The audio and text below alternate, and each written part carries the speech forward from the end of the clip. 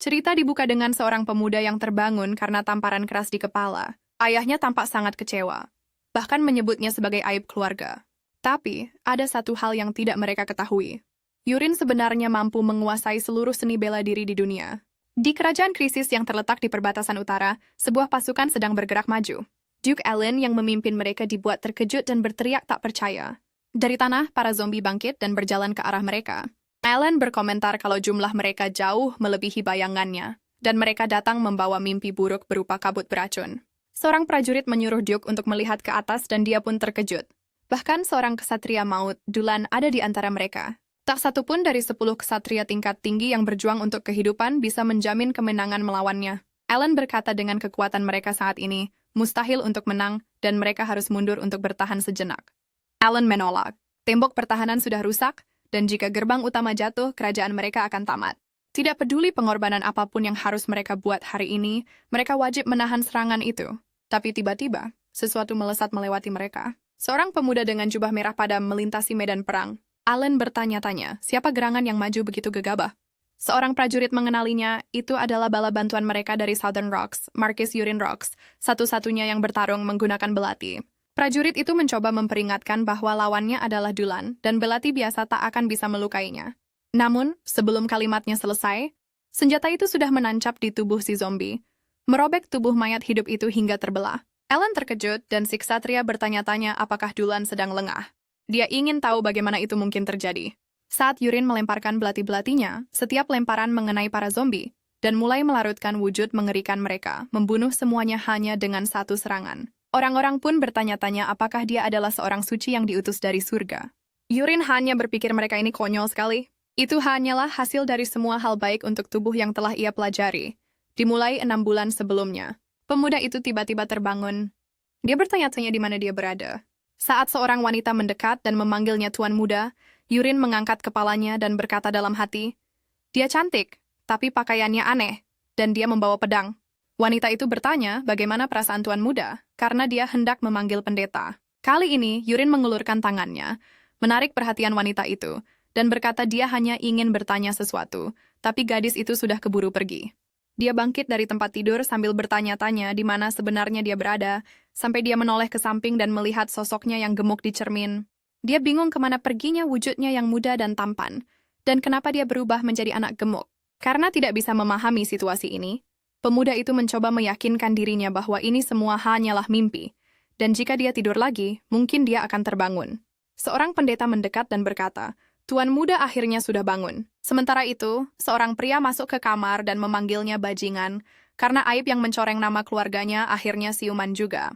Pendeta mencoba menenangkan tuannya, mengatakan bahwa Yurin baru saja sadar dan hukuman bisa menunggu. Pria itu menggerutu dan pendeta melanjutkan bahwa untuk seseorang yang dipukuli hingga pingsan, lukanya tidak terlalu parah. Pikirannya stabil dan sebagian besar lukanya sudah sembuh, yang mana merupakan sebuah kelegaan.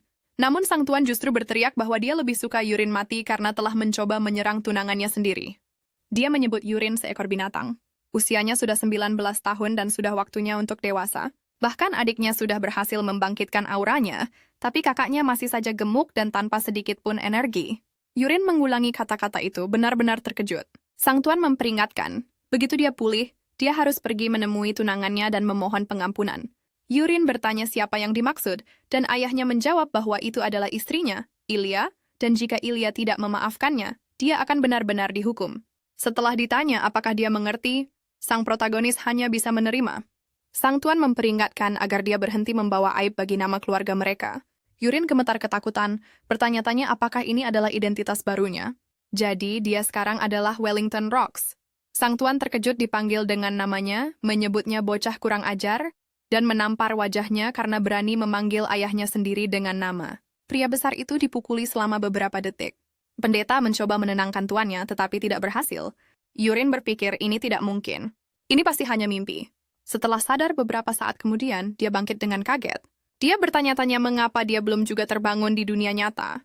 Wanita tadi mendekat, bertanya apakah dia akhirnya sudah bangun. Yurin memanggilnya Aaron, dan wanita itu menjawab, tetapi menjadi bingung ketika Yurin tidak mengatakan apa-apa lagi. Sang protagonis bertanya apakah dia terjebak di sini karena membuat masalah dengan Ilya dan dipukuli hingga pingsan. Aaron membenarkannya, tetapi bertanya mengapa Yurin tiba-tiba berbicara begitu sopan. Yurin mengiyakan dan bertanya apakah dia benar-benar dipukuli seperti itu.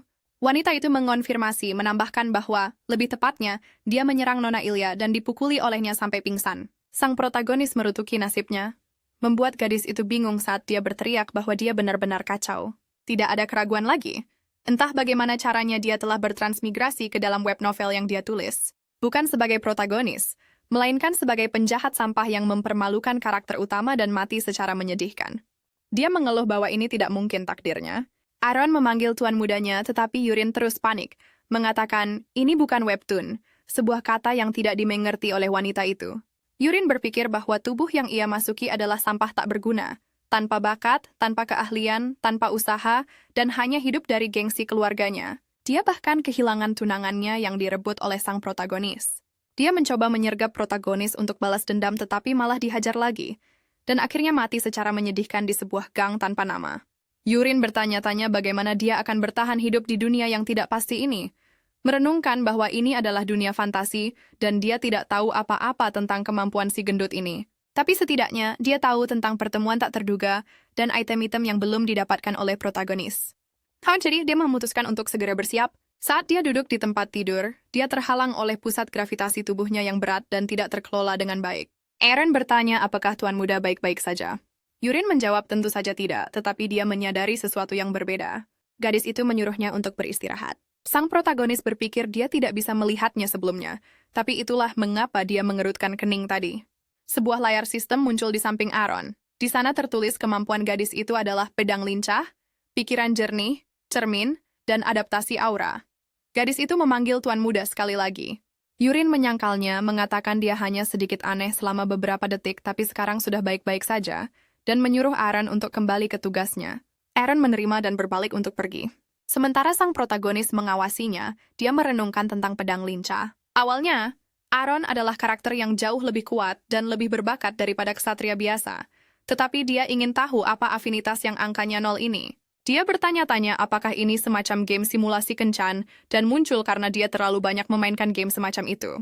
Dia ingin tahu seperti apa pembangunan dunia ini. Sang protagonis berpikir sejenak, mempertimbangkan perilaku normal Yurin dan afinitas yang tidak negatif. Tapi itu bukanlah bagian yang penting. Saat melihat tubuhnya sendiri di cermin sambil menunggu layar sistem muncul, dia berteriak ya dan melihat layar statusnya dengan kemampuan mata penciptaan dan 4 langit kelantang, berpikir dia memiliki beberapa kemampuan khusus, tetapi di antaranya adalah kemampuan 4 langit kelantang. Itu berasal dari webtoon Wuxia yang sangat ia sukai karena tokoh utamanya sangat cantik. Itu adalah klan yang berspesialisasi dalam racun dan senjata tersembunyi. Pembangunan dunianya memang campuran, tetapi dia memutuskan untuk menunggu, karena jika dia mendapatkan seni bela diri 4 langit kelantang, dia akan memiliki peluang besar untuk bertahan hidup di sana. Ini adalah seni bela diri dari sekte terkenal di Provinsi 4 Langit dalam novel Wuxia yang dikenal dengan berbagai racun dan spesialisasi dalam pembunuhan senyap. Dia bertanya-tanya mengapa kemampuan itu ada di sini jika ini seharusnya adalah dunia fantasi abad pertengahan. Tapi ini berarti dia bisa membuka kemampuannya. Wellington berjalan ke kamarnya sampai Aaron memanggil tuannya. Dia bertanya apakah putranya sudah bangun dan gadis itu mengonfirmasi. Wellington bertanya bagaimana penampilannya. Aaron menjawab dia tampaknya belum sepenuhnya sehat. Dia terjatuh saat mencoba berdiri dan kondisi umumnya tampak buruk. Wellington mengatakan Pastor Elio memberitahunya bahwa lukanya tidak dalam, tapi putranya tampak sedikit aneh. Karena sebelumnya, jika disuruh memohon ampun pada Ilya, dia pasti akan mengamuk. Tapi sekarang dia anehnya hanya menerimanya. Kepribadiannya tidak berubah, dia hanya terkejut. Besok dia mungkin akan marah besar, mencari cara untuk balas dendam pada Ilya. Aaron berkata tuan mudanya perlahan akan membaik. Wellington berpaling dengan kesal, membuat gadis itu terkejut. Dia mengatakan bahwa bahkan dia, ayahnya sendiri, sudah menyerah padanya, tetapi gadis itu masih percaya. Dia seharusnya merasa kasihan pada gadis itu dan membiarkannya menjalani hidupnya sebagai seorang ksatria, bertanya-tanya betapa sulitnya berada di bawahnya. Tetapi Aaron berpikir tidak, karena hari ini tuan muda tampak berbeda dan sulit untuk dijelaskan. Sebelumnya Aaron berteriak, bertanya apa yang sedang dia bicarakan. Sang protagonis menjawab dia hanya ingin berolahraga sedikit dan memintanya menunjukkan jalan. Aaron bertanya apakah dia benar-benar akan berlatih sekarang, dan Yurin mengonfirmasi, menanyakan apa masalahnya. Kemampuan mata penciptanya memungkinkan dia melihat status, tetapi dia tidak tahu cara membuka seni bela diri kelantang Sichuan. Mungkin itu karena kegemukannya, jadi untuk saat ini dia hanya akan berolahraga sampai menemukan cara. Yurin berpikir, mansion ini sangat besar, seukuran beberapa stadion, dan dia sudah kelelahan. Tapi jika dia mencoba berolahraga di kamarnya, lemaknya hanya akan terus kembali ke tempat tidur. Dia benar-benar perlu berhenti berolahraga di rumah. Juga, semua pelayan yang dia temui menunjukkan rasa jijik yang ekstrim padanya, tetapi mengingat bagaimana Yurin dulu, dia tidak bisa menyalahkan mereka. Mereka terus berjalan dan Yurin bertanya apakah mereka sudah dekat. Namun Aaron menjawab mereka hampir sampai. Ini adalah pusat pelatihan ketiga, dan sebagian besar ksatria menggunakan yang pertama dan kedua. Yurin tiba-tiba menyadari ada seseorang di depannya. Dia melihat bahwa afinitasnya adalah -91, dengan kemungkinan mengirimnya ke peti mati. Pria ini adalah Reko Olyan, yang memanggil Tuan Muda dan mempertanyakan apa yang membawanya ke aula pelatihannya. Yurin segera mengenalinya dan pria itu tertawa, mengatakan suatu kehormatan Tuan Muda masih mengingatnya. Yurin merasa kesal dan menatap pedang itu dengan kaget. Lalu dia tiba-tiba memanggil Aaron. Dia bertanya apakah ada sesuatu yang terjadi di antara mereka. Aaron bertanya apakah dia tidak ingat beberapa tahun yang lalu ketika sang markis memaksanya untuk berlatih. Tuan Muda yang marah itu memanggil Reko seorang pengawal.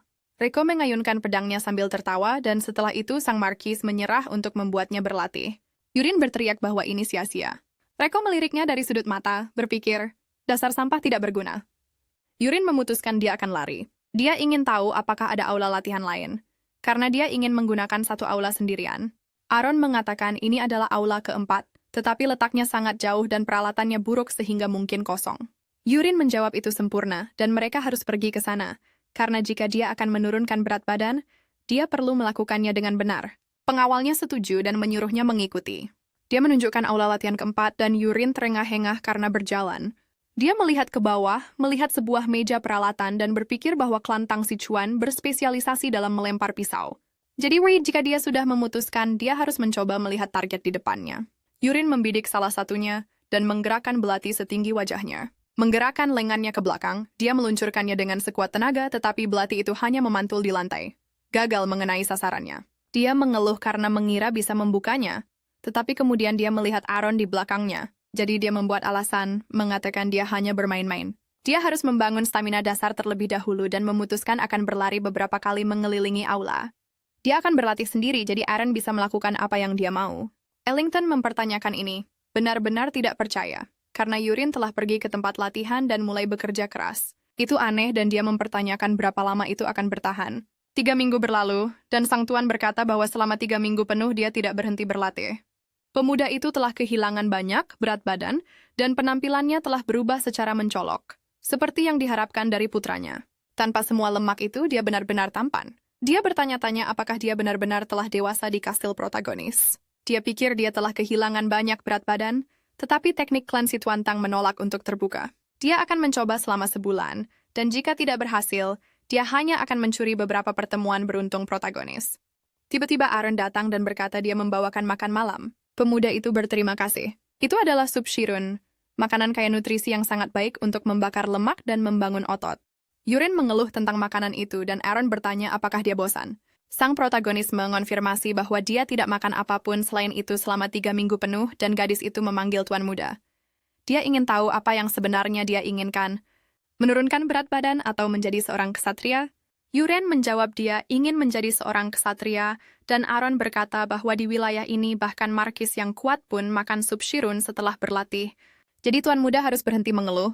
Dia harus segera memakan sup itu. Yurin dengan enggan menerima perintah itu. Dia pikir dia sedang hidup dan belajar, tetapi dia bertanya-tanya adat kuno macam apa ini. Bagaimanapun, sup ini telah membantunya menghilangkan lemak, jadi dia akan memakannya untuk saat ini. Dia menyendok beberapa dengan sendok dan membawanya ke mulutnya. Yurin menyadari sesuatu yang berbeda dan bertanya-tanya apa itu. Karena hari ini sup Chernobyl terasa sedikit berbeda. Sebuah layar sistem muncul di depannya memperingatkan bahwa dia telah menelan racun. Tetapi pemberitahuan lain juga muncul secara berurutan. Protagonis telah memenuhi syarat untuk membuka kunci keterampilan klan Tang Sichuan.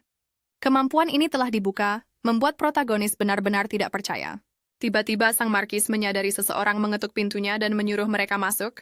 Ternyata itu adalah istrinya yang mengumumkan bahwa dia membawa teh. China, istri keduanya, bertanya apa yang sedang dilihatnya dengan begitu saksama.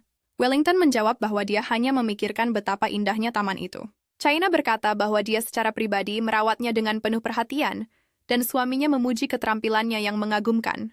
Tetapi istrinya tiba-tiba memeluknya, menanyakan kapan dia akan memilih Colin sebagai pewarisnya, seperti yang pernah dia sebutkan sebelumnya. Karena sudah diputuskan, akan lebih baik jika dilakukan dengan cepat. Wellington menolak pelukan itu dan memanggil China, memperingatkan bahwa itu akan memakan sedikit lebih banyak waktu. China bertanya mengapa, padahal dia sudah bilang akan menunjuknya bulan lalu. Sang tuan membenarkan, tetapi dia mungkin juga sudah mendengar. Baru-baru ini, tampaknya Yurin akhirnya sadar dan dia adalah putra tertua dari keluarga Rox. Jika dia benar-benar berusaha, dia bisa menjadi penerus yang baik. China mengatakan itu benar, dia juga sudah banyak mendengar. Dia khawatir, tetapi setidaknya Yurin tampaknya sudah pulih, yang pastinya melegakan bagi suaminya. Wellington mengatakan lucu sekali berpikir bahwa setelah dipukuli oleh tunangannya, dia benar-benar sadar, tapi China bertanya apa yang akan dia lakukan tentang penerus. Sang tuan menjawab bahwa Yurin baru berlatih selama 3 minggu, dan lebih baik mengamatinya sedikit lebih lama. Tapi dia berjanji jika Yurin kembali ke kebiasaan lamanya, dia akan segera memberikan gelar pewaris kepada Colin. China berkata dia akan pergi ke kamarnya dulu, dan suaminya harus segera menyelesaikan pekerjaannya. Akhirnya setelah meninggalkan kamar Duke, dia menggigit bibirnya karena marah. Dia menyebut nama Yurin dan menyuruhnya untuk menunggu dan lihat saja. Kembali di kamarnya, sang protagonis terkesan karena dia berhasil membuka kunci keterampilannya. Dia kemudian menyatakan bahwa keluarga Tang Sichuan berspesialisasi dalam racun dan syarat untuk membukanya adalah dengan menelan racun. Tapi setelah berpikir sejenak, dia melihat status sup itu lagi. Ada sebuah ikon di atasnya dan dia ingin tahu apa itu. Saat melihatnya, teksnya bergulir ke bawah. Dia melihat bahwa itu bahkan menunjukkan ramuan hanying yang digunakan untuk kelumpuhan. Pemuda itu tampak bersemangat dan Aaron terlihat bingung, ingin tahu mengapa tuan muda tidak makan. Yurin menjawab dia akan makan dan menyuapkan sesendok lagi ke mulutnya. Sambil mengunyah, dia berpikir sejenak, bertanya-tanya siapa yang menaruh racun di dalamnya, karena biasanya Yurin tidak akan kalah oleh racun. Sesuatu telah mengubah alur cerita, dan sekarang setelah dia memikirkannya, ada sesuatu yang belum terjadi. Dia teringat ayahnya bersama Colin. Dia bertanya-tanya mengapa ayahnya belum secara resmi menunjuk Colin sebagai pewaris, dan apakah itu karena dia sudah mulai berlatih. Bagaimanapun, ini dan makanan itu mungkin berasal dari pihak sana, menelan suapan terakhir, tiba-tiba layar sistem lain muncul di hadapannya. Itu memperingatkan bahwa kondisi untuk racun kelumpuhan lemah telah terpenuhi. Pemuda itu mengumumkan bahwa dia sudah selesai makan. Ini sangat enak sampai membuatnya ingin menangis. Aaron terkejut. Yurin berkata dia ingin sendirian sejenak dan bertanya apakah dia bisa pergi. Pengawal itu hanya setuju. Dia menyuruhnya untuk beristirahat karena dia akan menemuinya besok, dan Yurin setuju, mengucapkan selamat malam. Ketika dia meninggalkan ruangan, pemuda itu menoleh ke cermin. Dia berkata dia sekarang akan memeriksa klan Situan Tang. Dia memerintahkan mata pencipta untuk muncul. Seketika sistem menunjukkan statusnya dan tingkat sinkronisasi, yang telah turun menjadi 97. Yurin berkata itu adalah antarmuka yang cerdas dan jika Anda hanya fokus pada bagian dengan ikon plus, dia melihat bahwa dia sekarang memiliki keterampilan racun, seni bela diri, dan senjata tersembunyi. Pertama, dia memutuskan akan memeriksa itu. Hanya keterampilan kelumpuhan lemah yang terbuka, tetapi dia tidak memiliki teknik internal. Sang protagonis mengatakan ada banyak racun, dan dia harus menggulir ke bawah sejauh yang dia bisa sampai. Dia melihat bahwa racun terakhir adalah tembus pandang. Ini berarti Anda harus membuka yang awal terlebih dahulu. Karena ini adalah sistem berjenjang, untuk mencapai kemampuan paling dasar dengan kelumpuhan, dia memerlukan teknik internal. Itu masuk akal. Karena kelantang dari Sichuan menggunakan energi internal untuk menyimpan racun dan sekarang dia akan memeriksa seni bela diri. Ada 3 pilihan seni bela diri. Seni racun hitam, jarum petir, dan energi ilahi 10.000 racun. Yurin berkata itu adalah pilihan yang mudah, terutama bagi penggemar wuxia.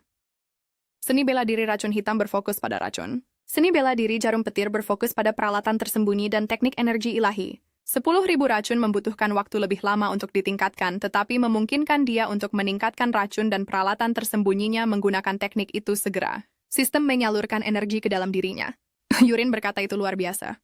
Mantra teknik itu terukir begitu saja di benaknya. Dia harus mencoba mengedarkan energinya sekarang juga. Melepas bajunya dan duduk di tempat tidur, dia mengumpulkan energi di dantiannya. Pemuda itu merasakan aliran aneh di seluruh tubuhnya.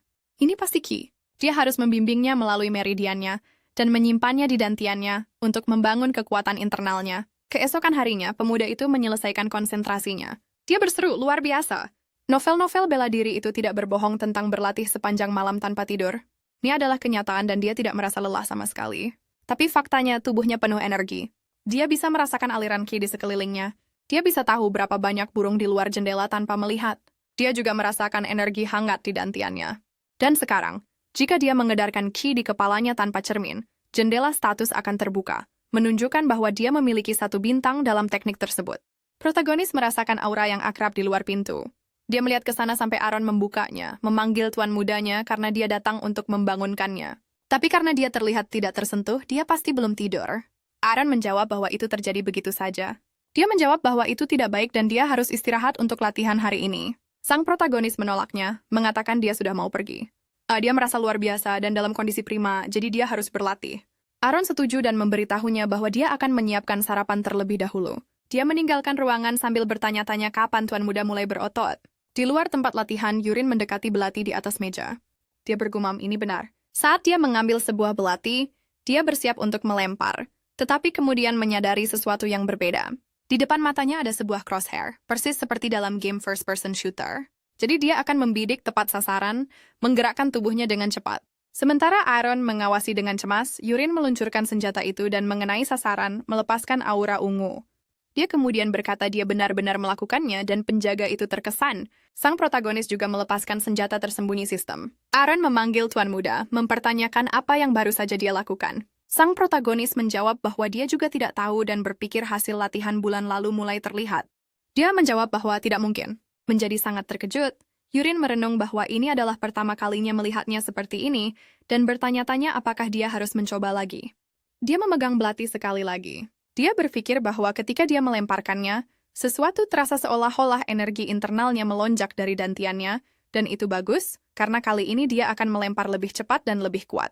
Dia melemparkannya sekali lagi ke sasaran, menancapkan belati itu. Sasarannya bahkan hancur. Aaron benar-benar tercengang dengan ini dan sang protagonis tetap tersenyum. Dia berpikir bahwa memiliki bidikan seperti dalam game pada dasarnya sama dengan menggunakan cheat, percaya atau tidak. Dulu ada game orang pertama bernama Battle Attack, dan dia memenangkan turnamen kucing internet. Aaron bertanya apa itu sebenarnya. Sang protagonis ingin tahu apakah dia merasakan sesuatu yang berbeda tentangnya, dan penjaga itu mengulangi pertanyaannya. Dia bilang ya, dan selain fakta bahwa berat badannya turun lebih banyak dari kemarin, dia tidak bisa benar-benar mengatakannya, dan sang protagonis menanyainya tentang penurunan berat badan. Aaron mengonfirmasinya, mengatakan dia telah berlatih setiap hari dan minum sup shirin, tetapi hari ini dia telah berubah lebih nyata. Sang protagonis bingung dan bertanya-tanya apakah dia tidak bisa merasakan energi internal yang mengalir di tubuhnya.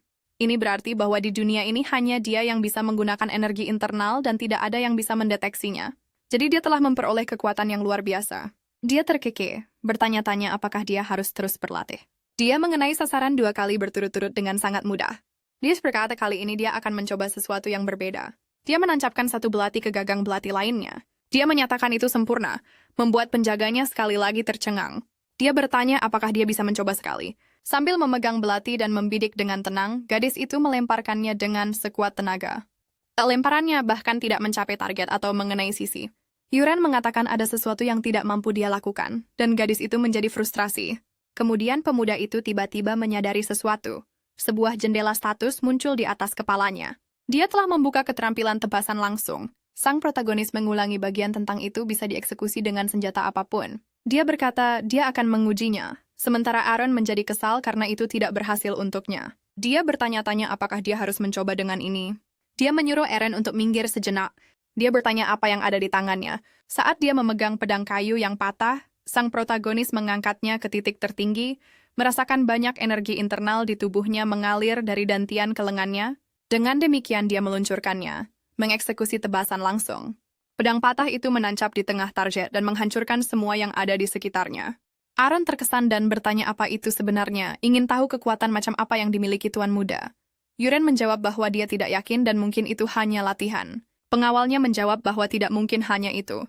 Sang protagonis mengatakan dia tahu tentang laporannya tentang pelatihannya kepada ayahnya, jadi dia punya permintaan. Dia ingin dia merahasiakan masalah ini untuk sementara waktu. Aaron mempertanyakan ini dan Yurin berkata dia sedang menguji banyak hal sekarang dan akan menjelaskan dirinya nanti. Jadi dia harus menunggu. Dia hanya menerima dan dengan demikian hari berlalu. Staf rumah tangga mengucapkan selamat tinggal, mengatakan kerja bagus dan mereka akan bertemu lagi besok. Rutinitas yang sama terjadi pada seorang pria bernama Peru yang hanya menerimanya. Berjalan dengan tenang, dia mengubah arah. Yuri menggawasinya dengan ekspresi dingin. Kemudian dia memutuskan untuk menggunakan mata penciptanya padanya. Ini adalah Peru dengan afinitas 0. Kekuatan sentuhan beracun dan gerakan lincah, kata Yurin. Kemampuan ini memungkinkan dia untuk memasukkan racun ke dalam makanannya, dan itu pasti orang ini.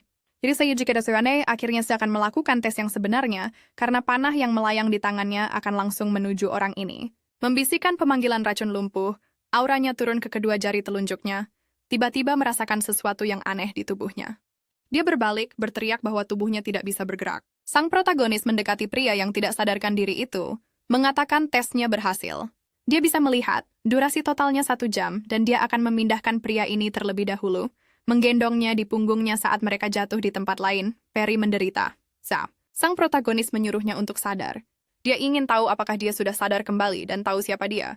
Perry gemetar ketakutan dan sang protagonis berkata, jika dia ingin hidup, dia harus menjawab dengan benar, bertanya apakah dialah yang menaruh racun di supnya.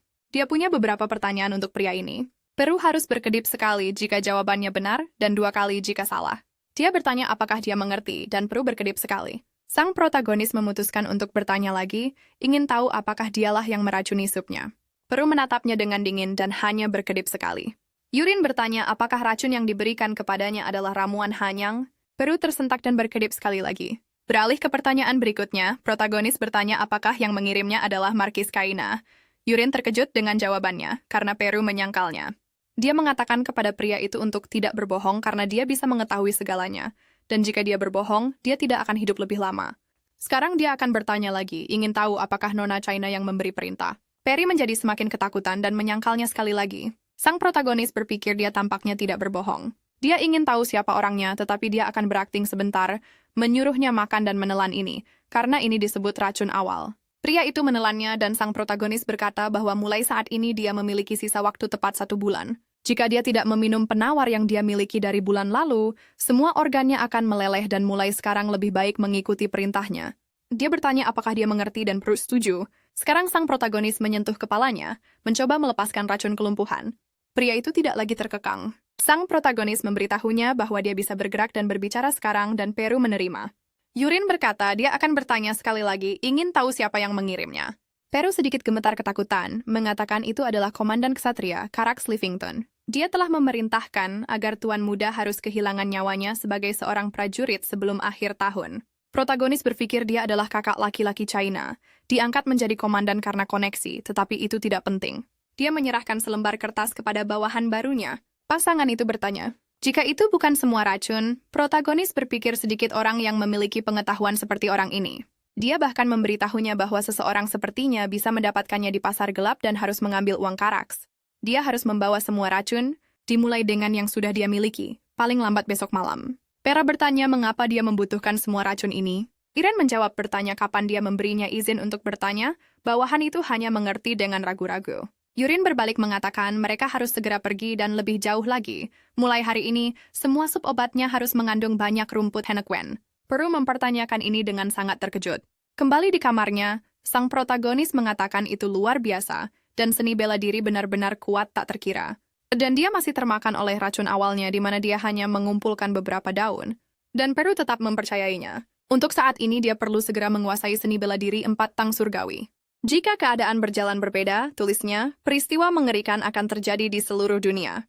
Setelah sehari penuh berlalu, Peru memanggil Tuan Muda, memberitahukan bahwa dia telah membawa semua ramuan beracun yang dimilikinya, meninggalkan beberapa ginseng dan daun di atas meja. Sang protagonis mengatakan ini adalah rumput hanying, tanaman merambat hijau terbalik, dan yang lainnya adalah tinta gagak.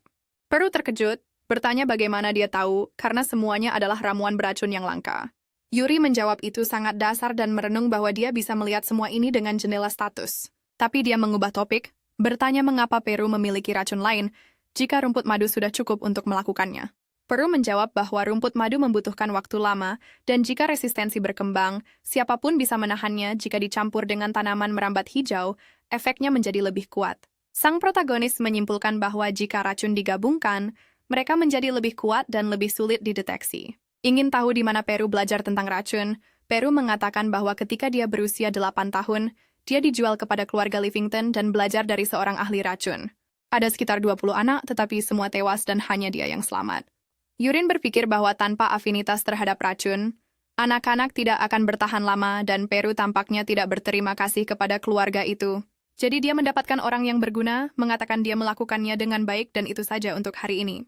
Peru berterima kasih kepada Tuan Muda dan mendoakannya malam yang damai. Sang protagonis ditinggal sendirian di kamar, berpikir sudah waktunya untuk memulai dengan ramuan beracun itu.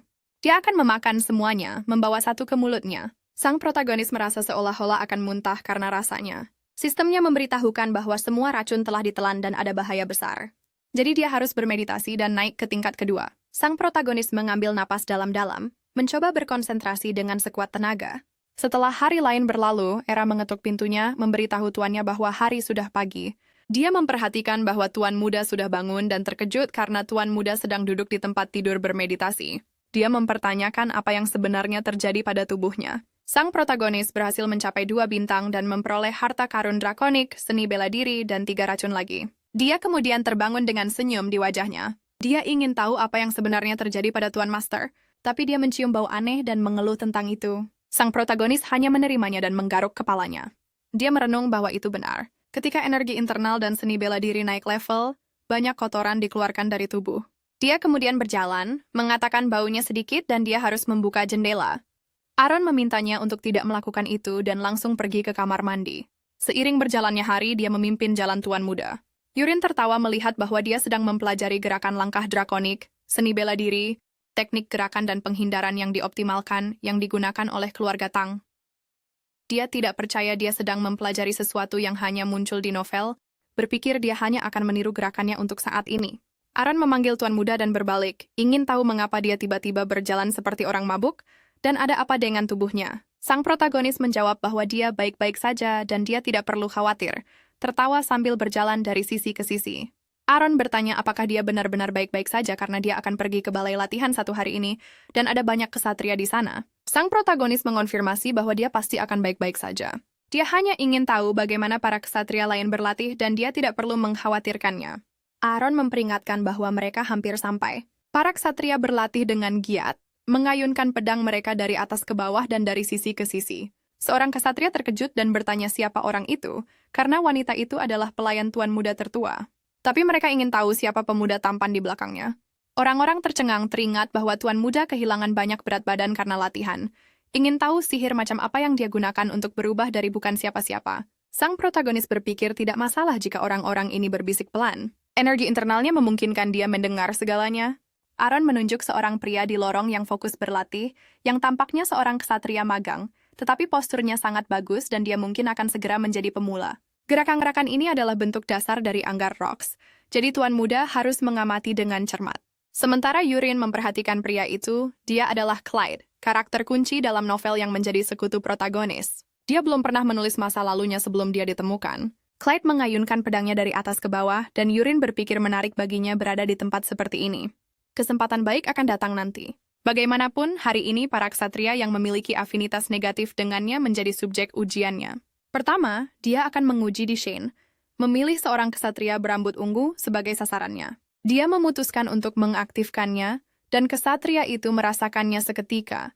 Jatuh berlutut saat orang lain berlari ke arahnya, ingin tahu ada apa, dan apakah dia perlu ke kamar mandi. Pria itu menyangkal, mengeluarkan air liur saat mencoba menahan rasa sakit. Dia jatuh ke tanah dan para ksatria berteriak bahwa mereka perlu memanggil pendeta. Tapi tiba-tiba rasa sakit pria itu hilang dan bosnya bertanya ada apa. Rasa sakitnya hilang dan bosnya bertanya apakah dia bercanda dan menyuruhnya pergi ke kamar mandi. Ksatria itu mencoba membantah bahwa dia benar-benar menderita kesakitan. Eren berkata itu bagus, dan kali ini dia akan mengaktifkan kabut disintegrasi jiwa yang menyebabkan ketakutan dan kebingungan pada target dalam jangkauan. Tiba-tiba seorang ksatria mendengar suara ledakan karena pria di depannya telah berubah menjadi iblis yang menakutkan. Aaron melihat orang-orang jatuh ke tanah, berteriak agar iblis itu pergi. Dia bertanya mengapa mereka seperti itu. Dalam mimpi buruknya, pria itu menghadapi iblis dan kerangka yang mencoba merenggut nyawanya sambil mengutukinya. Tiba-tiba semuanya lenyap. Mereka bertanya apa itu. Tiba-tiba Aaron berpikir dia tidak bisa membiarkan mereka kalah dan itu sudah cukup untuk pengujian hari ini, karena itu mengesankan. Jadi dia mengumumkan akan kembali untuk hari ini.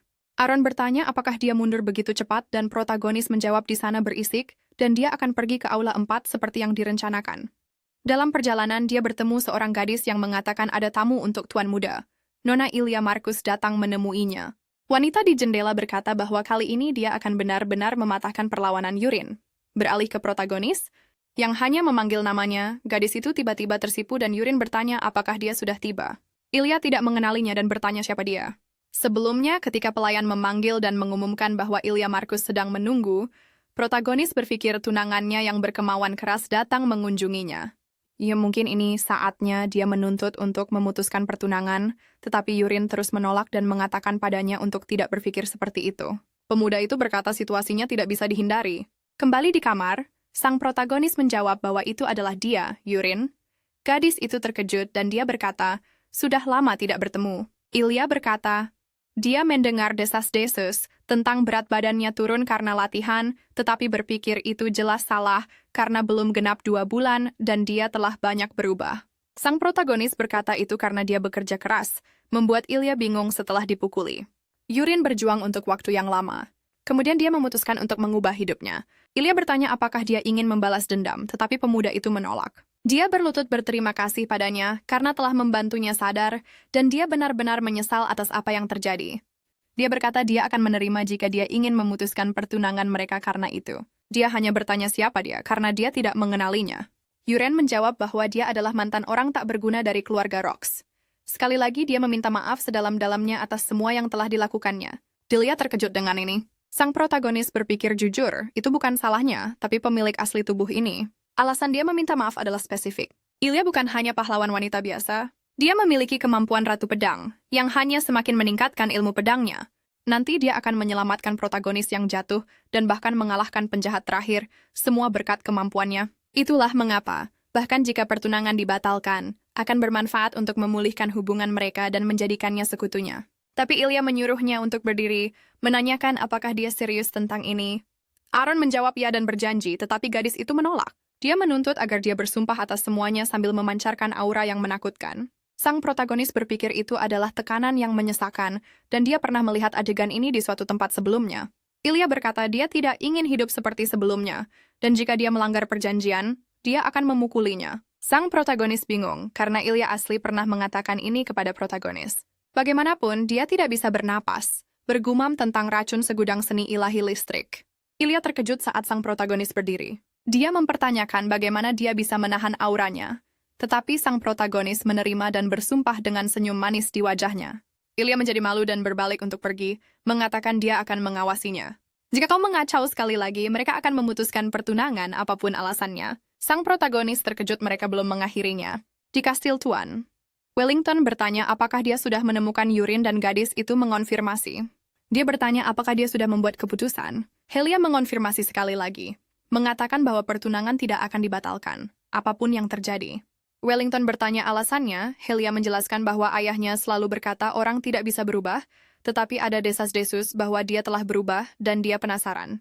Dia bertanya-tanya apakah dia telah kembali menjadi Yurin yang lemah, tapi lembut dari masa kecilnya. Sebaliknya, dia telah menjadi orang yang sama sekali berbeda, dan itulah mengapa dia ingin percaya padanya sekali ini saja. Wellington bertanya apakah hanya itu dan gadis itu mengiyakan. Tapi jika dia kembali menjadi pecundang, aku akan memukulinya sampai dia lelah. Wellington berkata itu sudah bisa diduga dari seorang pejuang hebat, dan dia harus menjaga Yurin. Hilya memutuskan untuk melanjutkan perjalanannya, tetapi Tuan memintanya untuk tinggal beberapa hari lagi. Gadis itu menyebutkan bahwa dia telah memberitahu ayahnya bahwa dia akan memutuskan pertunangan, yang sedikit canggung. Wellington bertanya apakah dia akan menemui Yurin sebelum pergi, tetapi Ilya menolak, mengatakan dia sedang berlatih dan dia tidak ingin mengganggunya. Hari berlalu dan Yurin bertanya-tanya mengapa ayahnya memanggilnya. Dia menggelengkan kepalanya, bertanya siapa dia, dan sang protagonis tidak mengerti pertanyaan itu. Wellington terkekeh, mengatakan itu hanya lelucon dan Yurin benar-benar telah bekerja keras, tetapi dia ingin tahu apakah Yurin tahu mengapa dia dipanggil. Yurin bertanya apakah itu tentang dimulainya latihan malamnya. Wellington berkata dia benar dan juga menjadi cerdas. Sekarang kamu akan belajar ilmu pedang keluarga Rox, katanya. Sang protagonis kemudian memanggil sang markis mengatakan dia punya sesuatu yang baru untuk diberitahukan padanya. Ayahnya bertanya tentang seni melempar karena Yurin ingin belajar itu daripada ilmu pedang. Sang protagonis mengkonfirmasi informasi tersebut, dan Wellington menjawab bahwa itu tidak dapat diterima. Keterampilan vulgar seperti itu digunakan oleh para bandit. Dengan teknik itu, kau bahkan tidak akan bisa mendapatkan baju zirah ksatria. atau mengalahkan monster tingkat rendah seperti Borak. Yurin kemudian menyarankan agar mereka bertaruh apakah dia bisa berburu Borak dengan belati. Jika Wellington begitu percaya diri, mereka harus bertaruh. Ayahnya menghela napas mengatakan dia terlalu keras kepala.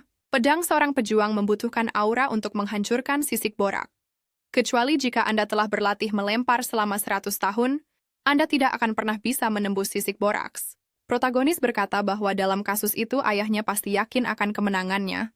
Jadi Anda harus bertaruh dengan saya. Ayahnya menyebutnya nekat dan berkata dia akan mengambil kesempatan ini untuk benar-benar menghancurkan kekeras kepalaannya.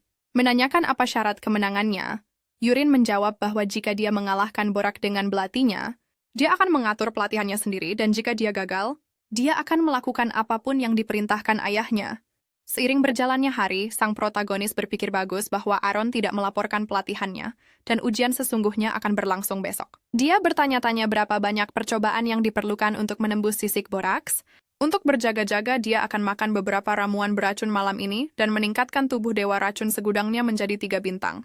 Dia berbalik ketika mendengar suara. Aaron memanggil Tuan Muda mengumumkan bahwa dia ada di sana untuk menyampaikan pesan Marquez.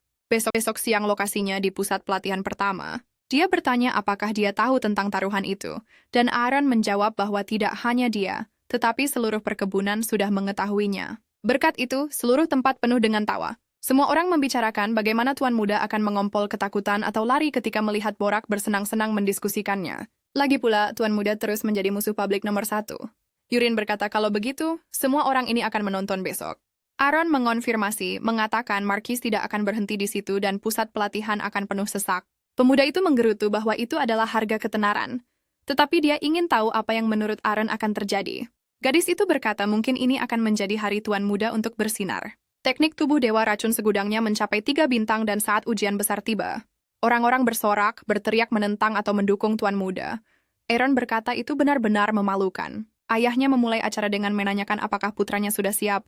Pemuda itu mengonfirmasi tetapi menyebutkan ada banyak penonton. Wellington berkata dia hanya memberitahu penyihirnya, tetapi entah bagaimana beritanya tersebar ke semua orang. Kamu harus berusaha untuk tidak malu. Penyihir itu mengumumkan dia akan memulai dan menggunakan sihir pemanggilan jarak rendahnya. Yuren berpikir dia akhirnya akan melihat sihir dengan matanya sendiri. Sebuah petir tiba-tiba menyambar medan perang dengan sesosok makhluk terbentuk di tengah asap. Sang protagonis berpikir ada sesuatu yang bahkan lebih luar biasa dari itu. Melihat monster yang telah dia ciptakan sebagai penulis tepat di depannya, seekor Borak, monster laut setinggi 1,50 meter. Orang-orang berpikir mereka tidak boleh melihatnya. Itu menakutkan. Sang protagonis terkesan. Ini persis seperti penampilannya. Monster ini Borak adalah sesuatu yang muncul di benaknya saat dia sedang makan sashimi ikan ungu dan penuh dengan ide untuk monster. Kalau bukan karena kaki dan tangannya, bahkan akan sedikit lucu. Monster itu menyerang ke arah pemuda itu.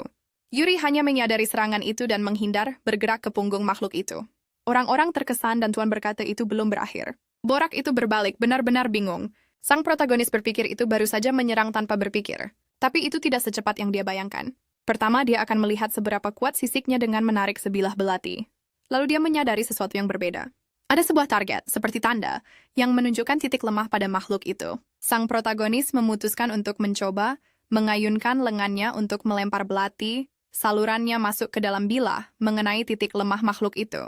Boraks tiba-tiba merasakan sakit yang tajam, jatuh ke tanah, kalah, mencegah hiburan lebih lanjut bagi penonton. Sang protagonis menggerutu, berpikir itu telah jatuh hanya dalam 1 pukulan. Orang-orang terkesan dan Wellington manusia benar-benar terkejut. Semua orang berteriak mendukung Tuan Muda, mengatakan dia benar-benar telah melakukannya. Tuan Muda telah mengalahkan Borak dan itu sangat keren. Mereka bertepuk tangan untuknya sampai sebuah suara memanggil Yurin, kamu bocah, mempertanyakan bagaimana dia melakukannya. Sang protagonis berkata dia telah membidik dengan hati-hati dan mengenai titik yang tepat. Ayahnya mengeluh bahwa dia tidak bisa menerima ini karena Borak telah dikalahkan oleh belati sederhana dan itu tidak mungkin. Sang protagonis mempertanyakan apakah Marquis Rox yang agung akan mengingkari janjinya. Penyihirnya memanggil sang Marquis, mengatakan bahwa di bawah lengan Borax ada titik tanpa sisik dan Tuan Muda telah mengenainya. Wellington mengeluh itu murni keberuntungan. Tapi protagonis berkata taruhan tetaplah taruhan. Ayahnya meminta 1 putaran lagi, karena dia akan menambahkan janji lain sebagai gantinya. Jika Anda menang kali ini, apapun yang dia minta akan menjamin sebuah keinginan, tetapi jika Anda kalah, Anda harus kembali dan belajar anggar, seperti yang mereka sepakati, dan protagonis bersemangat tentang itu. Ayahnya berkata bahwa kali ini lawannya adalah seorang ksatria, bukan Borak. Dia bertanya apakah dia akan menerima tantangan sekarang. Sang protagonis berkata ya dan itu tidak masalah baginya. Dia berpikir sebaliknya karena ini adalah kesempatannya. Dia akan menghadapi komandan ksatria, Kerox, bertanya-tanya, apakah ini bisa menjadi kesempatannya untuk menghancurkan kesombongan orang itu. Tapi dia masih ingin menyimpan racunnya dan harus membiarkannya pergi untuk saat ini. Wellington berkata bahwa seorang ksatria yang terlatih penuh pasti akan terlalu berat untuk dia tangani, jadi dia akan memasukkan seorang magang sebagai gantinya dan itu akan cukup adil. Sang protagonis memikirkannya. Bertanya-tanya apakah dia bisa memilih ksatria. Dia memilih Clyde sebagai lawannya. Pria itu berjalan menuju arena dengan pedang di punggungnya. Kemudian dia berkata bahwa sang markis telah memanggilnya dan Wellington berkomentar bahwa dia tampak sangat percaya diri bahwa dia akan memberi Clyde tugas. Si magang menerima, mengatakan dia akan melaksanakan perintah apapun dari tuannya. Dia menyuruhnya untuk meluruskan anak itu dan Clyde berbalik. Tuan muda hanya melambai padanya, membuat si magang Anggar benar-benar bingung. Wellington bertanya ada apa dan apakah dia tidak yakin bisa melakukannya. Clyde membantah, menyatakan dia akan melakukan sesuai perintah. Sang protagonis menyuruhnya untuk tidak terlalu khawatir. Dia hanya akan melempar 3 belati, dan jika Clyde berhasil menangkis ketiganya, dia bisa mengklaim kemenangan. Wellington mempertanyakan apakah dia melihat kesombongan anak itu, dan bersikeras agar dia memberinya pelajaran yang sebenarnya kali ini. Clyde menyiapkan pedangnya dan sang protagonis mengelilingi arena. Para ksatria memberitahunya bahwa jika dia kalah, dia tidak akan makan malam-malam ini, dan harus berlari 100 putaran mengelilingi tempat latihan. Seseorang di antara penonton dengan suara feminin berkata tuan muda bisa melakukannya. Dia berpikir siapapun itu, mereka mendukungnya. Clyde kemudian memanggil Tuan Master mengumumkan dia siap, dan Yurin juga berbalik. Dia menyiapkan belati pertamanya, berniat memulai dengan mematikan lampu, tapi dia menyadari sesuatu yang aneh. Dibandingkan dengan pertarungan sebelumnya dengan Borak, Clyde memiliki lebih banyak celah. Jika dia berhasil mendaratkan pukulan di salah satunya, dia bisa menghabisinya. Dia tidak akan membiarkan itu terjadi, jadi dia melemparkan belati pertamanya. Dia hanya akan maju lurus. Clyde berkata bagus dan mencoba bertahan dengan pedangnya. Dia terpaksa mundur sekitar 4 langkah karena itu. Orang-orang bertanya-tanya suara apa itu. Sepertinya ledakan meriam. Wellington menyuruhnya menunggu dan melihat belati jatuh ke tanah. Dia mengambilnya bertanya-tanya bagaimana kekuatan seperti itu bisa datang dari belati biasa. Clyde gemetar ketakutan. Pedangnya telah tertusuk. Sang protagonis bertanya apakah dia sudah pemanasan sekarang, karena dia telah melihat apa yang terjadi jika dia lengah. Dia memperingatkannya untuk bersiap-siap, karena kali ini dia akan melemparkan semua yang dia miliki, memancarkan tekanan yang membuat ksatria dalam pelatihan itu gemetar. Sang protagonis berpikir bahwa bahkan setelah semua ini, Clyde tetaplah karakter utama. Dia tidak akan kalah dengan cara ini, dan Yurin memutuskan sudah waktunya menyiapkan belatinya untuk serangan langsung. Ledakan dahsyat itu terjadi sekali lagi.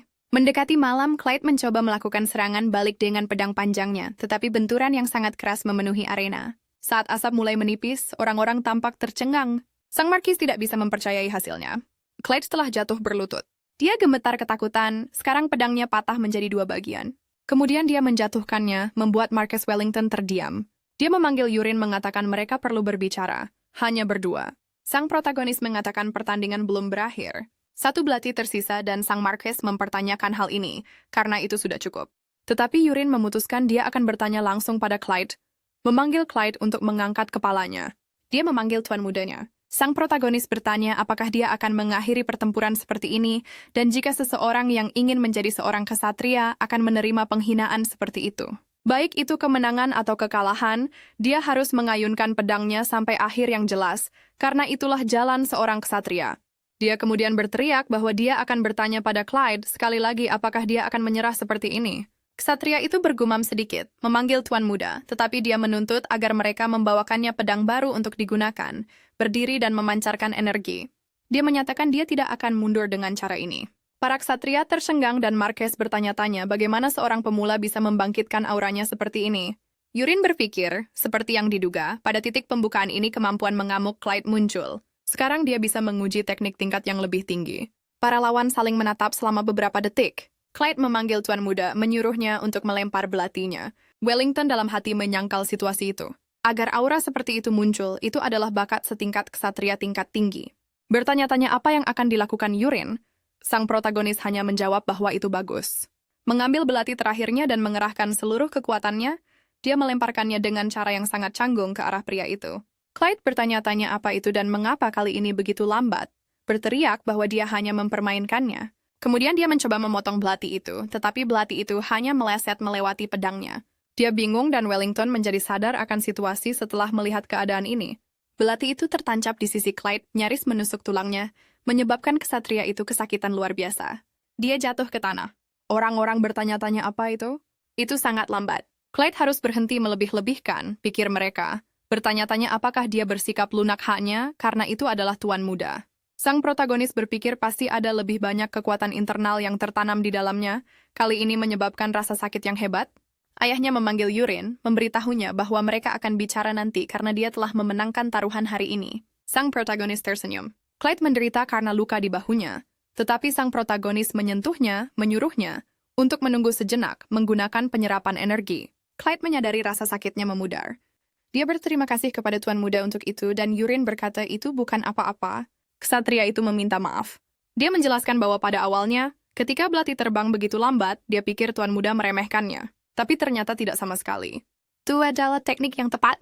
Bahkan seorang master pun tidak bisa memperoleh teknik seperti itu dalam waktu sesingkat itu, jadi dia pasti menyembunyikan kekuatan sejatinya. Dia bertanya apakah ada faksi rahasia yang mengincar keluarga Marquis, dan apakah itu sebabnya dia menyembunyikan kekuatannya sampai sekarang. Tidak heran, tampak aneh bahwa hanya tuan muda yang tertinggal. Itu adalah pengorbanan yang mulia. Yurin berpikir orang ini selalu suka teori konspirasi. Clyde sementara itu mengatakan tuan muda telah menunjukkan sikap yang terpuji ketika dia bertarung melawan organisasi rahasia. Jika dia membutuhkan Clyde, dia harus bertanya saja. Sang protagonis bertanya-tanya kapan kesukaannya menjadi begitu tinggi, jadi dia menerima, mengatakan mereka akan bertemu lagi nanti, berpikir Clyde adalah seorang pengamuk sederhana dengan sifat yang baik. Clyde menyuruhnya untuk mempercayainya karena dia akan menyebarkan berita bahwa tuan muda tidak pernah menjadi sampah dan akan memastikan semua orang mendengar desas-desus itu. Tinggal dekat dengan Clyde bisa bermanfaat, karena suatu hari nanti dia akan bisa menyelesaikan misi sendirian, dan itu akan menguntungkan. Aaron berkata tuan muda telah bekerja keras dan Yurin berterima kasih padanya. Dia berbicara tentang teknik terakhirnya, mengatakan dia belum pernah melihat yang seperti itu. Sang protagonis berkata itu adalah keterampilan baru, dan bertanya apa pendapatnya tentang itu. Aaron berkata bahwa saat menontonnya, pikirannya melayang tentang bagaimana dia akan kalah jika dia menghadapinya tanpa melihatnya terlebih dahulu. Tetapi sekarang dia yakin dia bisa memblokirnya. Sang protagonis berpikir, dia hanya membual. Dan di antara kemampuannya, dia memiliki sifat cermin pikiran yang tenang, yang langka, dan kuat. Yuren menjawab bahwa dia telah berlatih sebagai seorang ksatria sejak dia masih kecil, dan jika dia tidak lengah, dia akan menjadi seorang ksatria. Dia bertanya apakah dia puas dengan keadaannya sekarang. Aaron tidak mengerti mengapa pertanyaan itu begitu tiba-tiba. Seiring berjalannya hari, Wellington beristirahat di kantornya. Sang protagonis memasuki ruangan bertanya mengapa sang Marquis memanggilnya. Ayahnya berkata, hanya kita. Saat hanya kita berdua, kau bisa memanggilku ayah. Formalitas ini membunuh suasana. Yurin hanya menerima tetap bingung. Ayahnya bertanya apa sebenarnya teknik yang dia gunakan kemarin, karena bahkan setelah mencari di buku-buku, dia belum pernah melihat gerakan aneh seperti itu. Dia baru berlatih selama sebulan, dan tidak peduli seberapa langka seorang jenius. Mempelajari sebuah teknik sendirian adalah hal yang mustahil. Dia menuntut untuk tahu apa yang terjadi dan menyuruhnya untuk mengatakan yang sebenarnya. Sang protagonis berpikir dia bisa mengungkapkannya, tetapi dia punya sesuatu yang baik yang sudah disiapkan. Dia mengumumkan bahwa dia telah menemukan sebuah buku dan ayahnya menanyakannya.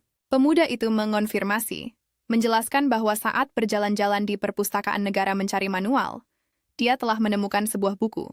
Bertanya-tanya siapa yang meninggalkan buku itu di lantai, dia menyandarkan punggungnya ke dinding. Tiba-tiba sebuah buku jatuh dari atas rak yang berdebu.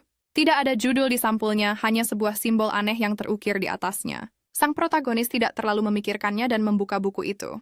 Sebuah cahaya meledak, menanamkan sesuatu langsung ke dalam pikirannya. Kemudian buku itu lenyap sama sekali. Wellington berkata ini berarti itu adalah makam ajaib. Sang protagonis mengangguk. Dia merenung bahwa sebuah buku ajaib adalah aturan buatan sendiri yang memiliki kekuatan seorang penyihir hebat untuk mewariskan teknik mereka. Sang Tuan menyatakan bahwa buku ajaib bekerja dengan cara ini dan bahkan jika Anda tidak tahu bagaimana itu mungkin telah dibawa oleh leluhurnya, menemukan buku ini adalah keberuntungan besar baginya. Sang protagonis memutuskan, dia akan menganggap ini sebagai rejeki nomplok. Ayahnya berdiri menyatakan bahwa janji adalah janji, dan dia tidak akan lagi membuatnya belajar ilmu pedang. Sebagai isyarat tambahan untuk janjinya, dia harus menyatakan apa yang dia inginkan. Sang protagonis memanggil ayahnya dengan suara tenang. Dia berkata dia menginginkan posisi pewaris, membuat Wellington terkejut. Namun jika dia melakukan ini, ayahnya tidak bisa menjaminnya. Wellington berpikir sejenak dan berkata bahwa dengan wewenangnya dia bisa. Sang protagonis mempertanyakan mengapa dia tampak begitu tidak nyaman, karena jika dia menjadi penerus itu akan menjadi masalah baginya, karena banyak yang akan menentang rumah Marquez, terutama nona muda yang akan menyebabkan kekacauan besar. Jadi kali ini dia akan membuat konsesi. Ayahnya menanyakannya, tetapi dengan cepat menerima dan berterima kasih padanya. Yuran berpikir bahwa bagaimanapun juga dia tidak tertarik pada posisi penerus. Jika dia menjadi penerus, dia akan terjebak dengan Marquez sepanjang hari menerima pendidikan yang berkaitan dengan manajemen negara. Sebaliknya, dia ingin menggunakan waktu untuk meningkatkan keterampilannya di 4 langit kelantang dan berkeliling dunia untuk mendapatkan peluang.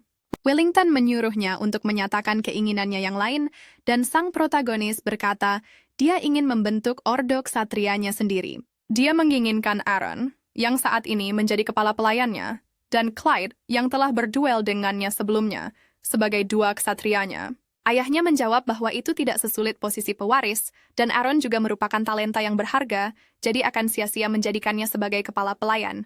Dia harus melakukan apa yang dia inginkan, dan Aaron hanya berterima kasih padanya. Tuan itu menanyainya tentang kepala pelayannya, karena saat ini tidak banyak yang tersisa. Aaron menjawab bahwa ada seseorang bernama Peru yang bekerja di dapur, dan Anda ingin menggunakannya sebagai kepala pelayan, tetapi Anda akan menghargainya jika sang markis yang disalahkan untuk memberinya kesempatan ini. Wellington bertanya apakah ada sesuatu yang terjadi, dan Yurin menjawab bahwa dia akan menjelaskannya nanti. Ayahnya hanya menerima dengan desahan. Sang protagonis berpikir ayahnya tampaknya mempercayainya dan bahkan tidak mengajukan pertanyaan. Setelah dipikir-pikir, dia tidak tahu bagaimana kesukaannya tumbuh, mungkin karena dia adalah putranya di luar. Sang protagonis mengumumkan bahwa mulai hari ini, keduanya adalah anggota ordo ksatria eksklusifnya. Untuk saat ini mereka harus berlatih keras selama latihan praktis dan juga menyambut kepala pelayan baru mereka, Peru, yang hanya meminta mereka untuk menjaganya. Aaron mengamati dalam diam teringat saat dia punya pertanyaan untuk Tuan Muda kemarin. Dia ingin tahu mengapa dia menempatkan seseorang bernama Peru di tempatnya sebagai kepala pelayan. Sang protagonis menggaruk kepalanya dan menjawab bahwa dia adalah mata-mata yang dikirim oleh Komandan Kerox dari Elang Putih dan Nona China. Aaron berkata bahwa meskipun itu benar, dia tidak bisa mempercayainya di dekatnya sebagai kepala pelayan. Sang protagonis menjawab bahwa Peru sekarang hanya mendengarkan perintahnya. Clyde memberitahu Tuan Muda bahwa dia punya pertanyaan. Eren menjawab itu bagus dan menyuruhnya untuk melanjutkan. Calon ksatria itu menjawab bahwa meskipun hanya berdua, itu sudah menjadi ordo ksatria, tetapi harus memiliki seorang kepala atau komandan. Awalnya kepala adalah orang dengan keterampilan superior, tetapi Eren lembut dan kecil dan tidak terlihat kuat. Jadi dia seharusnya menjadi ketua, dan sang protagonis menjawab bahwa dia benar. Ksatria terkuat seharusnya menjadi ketua. Jadi mulai sekarang keduanya harus bertarung. Hanya beberapa detik berlalu dan Clyde mengaku kalah, dengan Eren menodongkan pedangnya ke lehernya. Dia berkata pola serangannya terlalu sederhana dan perlu banyak perbaikan agar tidak menyerah pada persiapannya. Clyde menerima dan berkata dia akan mengingat nasihat itu. Sang protagonis hanya menerima dan menyatakan bahwa dengan ini, pemimpin ordo ksatria ini diputuskan adalah Aaron dan dia bertepuk tangan untuknya bersama Peru. Peru mengumumkan bahwa dia akan menyiapkan makan malam terlebih dahulu, dan demikianlah hari berlalu. Pemuda itu berpikir dia sudah cukup jauh tetapi masih bisa merasakan energi, dan harus menguji teknik barunya menggunakan energi internal, bukan suara, untuk menciptakan gelombang suara dan mengirimkannya ke pikiran targetnya, sebuah teknik yang sering digunakan dalam cerita wuxia. Dia kemudian secara mental memanggil Peru. Peru menanggapi Tuan Muda sambil berbalik, tetapi dia menyadari bahwa dia tidak ada di dekatnya. Sang protagonis mengulangi namanya beberapa kali lagi, membuat kepala pelayannya benar-benar bingung dan ketakutan. Yuren bertanya mengapa dia tampak begitu terkejut dan Peru mengeluh bahwa dia akan gila, ingin tahu apakah itu semacam sihir hitam. Sang protagonis menjawab bahwa itu adalah tipe komunikasi. Perry berkata, seperti yang dia duga, dia tidak hanya terpengaruh oleh racun, dia pernah mendengar bahwa penyihir hitam bisa menggunakan keduanya. Jadi Tuan Muda adalah semacam itu. Sang protagonis menjadi bingung dan menyuruhnya untuk berpikir apapun yang dia inginkan. Anda ingin tahu apakah racun yang Anda minta terakhir kali sudah siap? Dan Peru mengonfirmasi pikiran ular, racun yang diekstrak dari 100 ular berbisa, sudah siap. Sang protagonis menyuruhnya untuk memastikan memasukkan banyak racun ke dalam sup perayaan. Peru gemetar ketakutan saat mendengar ini tetapi menerima. Mengatakan dia mengerti. Keesokan harinya, sang protagonis membuka matanya setelah bermeditasi. Dia menghela napas dalam-dalam sekali lagi, berpikir dia masih di 3 bintang, dan energi internalnya tidak tumbuh seperti yang dia harapkan. Dia tidak tahu berapa lama lagi sampai krisis dunia, jadi dia tidak punya pilihan selain meninggalkan wilayah Markis untuk saat ini. Dia pergi ke ruang kerja ayahnya dan mengumumkan bahwa dia berencana untuk pergi. Wellington menanyainya tentang ini, karena sudah lama sejak dia pergi dan dia pasti sedang memikirkan beberapa kota di Marquesas. Sang protagonis mengonfirmasi, dan ayahnya bertanya berapa hari dia akan pergi. Yurin berpikir bahwa dia akan pergi jauh, tetapi tidak perlu mengungkapkannya. Jadi dia berkata dia memikirkan tentang seminggu. Ayahnya berkata dia mengerti, karena dia telah berlatih keras, dan bertanya siapa yang dia inginkan sebagai pengawal. Sang protagonis menjawab bahwa dia tidak terlalu membutuhkannya, membuat sang tuan bingung. Dia mengatakan kepada putranya untuk menyadari posisinya, karena dia adalah putra tertua Marcus Rox. Sang protagonis menjawab bahwa dia akan pergi ke kota terdekat, jadi aneh jika ada pengawal. Wellington berteriak bahwa dia masih tidak tahu betapa sulitnya dunia ini, dan dia mungkin menjadi kuat karena latihan tetapi dia takut karena racun. Sang protagonis berpikir bahwa racun tidak akan berpengaruh padanya, tetapi sepertinya akan sulit untuk membujuk pria ini, jadi dia menyatakan akan melakukan apa yang dimintanya. Ayahnya kemudian bertanya kapan dia akan berangkat. Sang protagonis menjawab bahwa itu akan terjadi sekitar 2 hari lagi, dan Wellington memutuskan dia akan menyiapkan pengawal di kamarnya. Yurin berpikir pengawal akan sia-sia karena dia berencana untuk menyelinap pergi besok.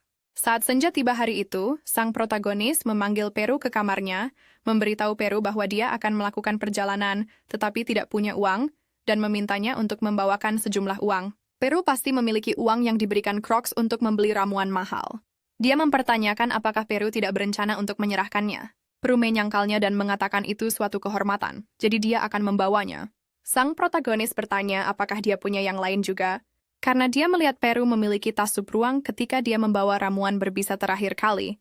Ini adalah barang umum di novel fantasi, yang bisa dengan mudah menampung sekitar 1 ton. Peru berkata dia akan menyerahkannya kepada tuan muda, meskipun dengan sangat enggan. Yuran menerima dan berterima kasih padanya karena dia tidak memerlukan ransel lagi, tetapi bagaimanapun juga dia menyuruhnya untuk mengambil sesuatu yang menunjukkan obat palsunya. Dia berkata itu adalah penawar racun untuk 1 bulan. Sang protagonis berkata bahwa karena Perry melakukan pekerjaan dengan baik, dia mengandalkannya di masa depan, dan jika dia terus melakukannya, dia akan segera memberinya obat lengkap. Meninggalkan Peru yang bersemangat keesokan harinya menjelang fajar, Yurin tahu dia harus pergi diam-diam, karena dia seharusnya memiliki pengawal. Dia bergerak melalui mansion dengan sangat mudah. Pemuda itu berpikir bahwa, seperti yang diharapkan, tidak ada seorang pun di sekitar. Seorang tukang kebun melihat tuan muda dan menyapanya karena dia bangun sangat pagi hari ini. Sang protagonis hanya mengakuinya, berpikir bahwa dia merasakan banyak kekuatan yang terpancar dari tukang kebun yang berpenampilan ramah ini. Dia memutuskan untuk menggunakan mata penciptanya.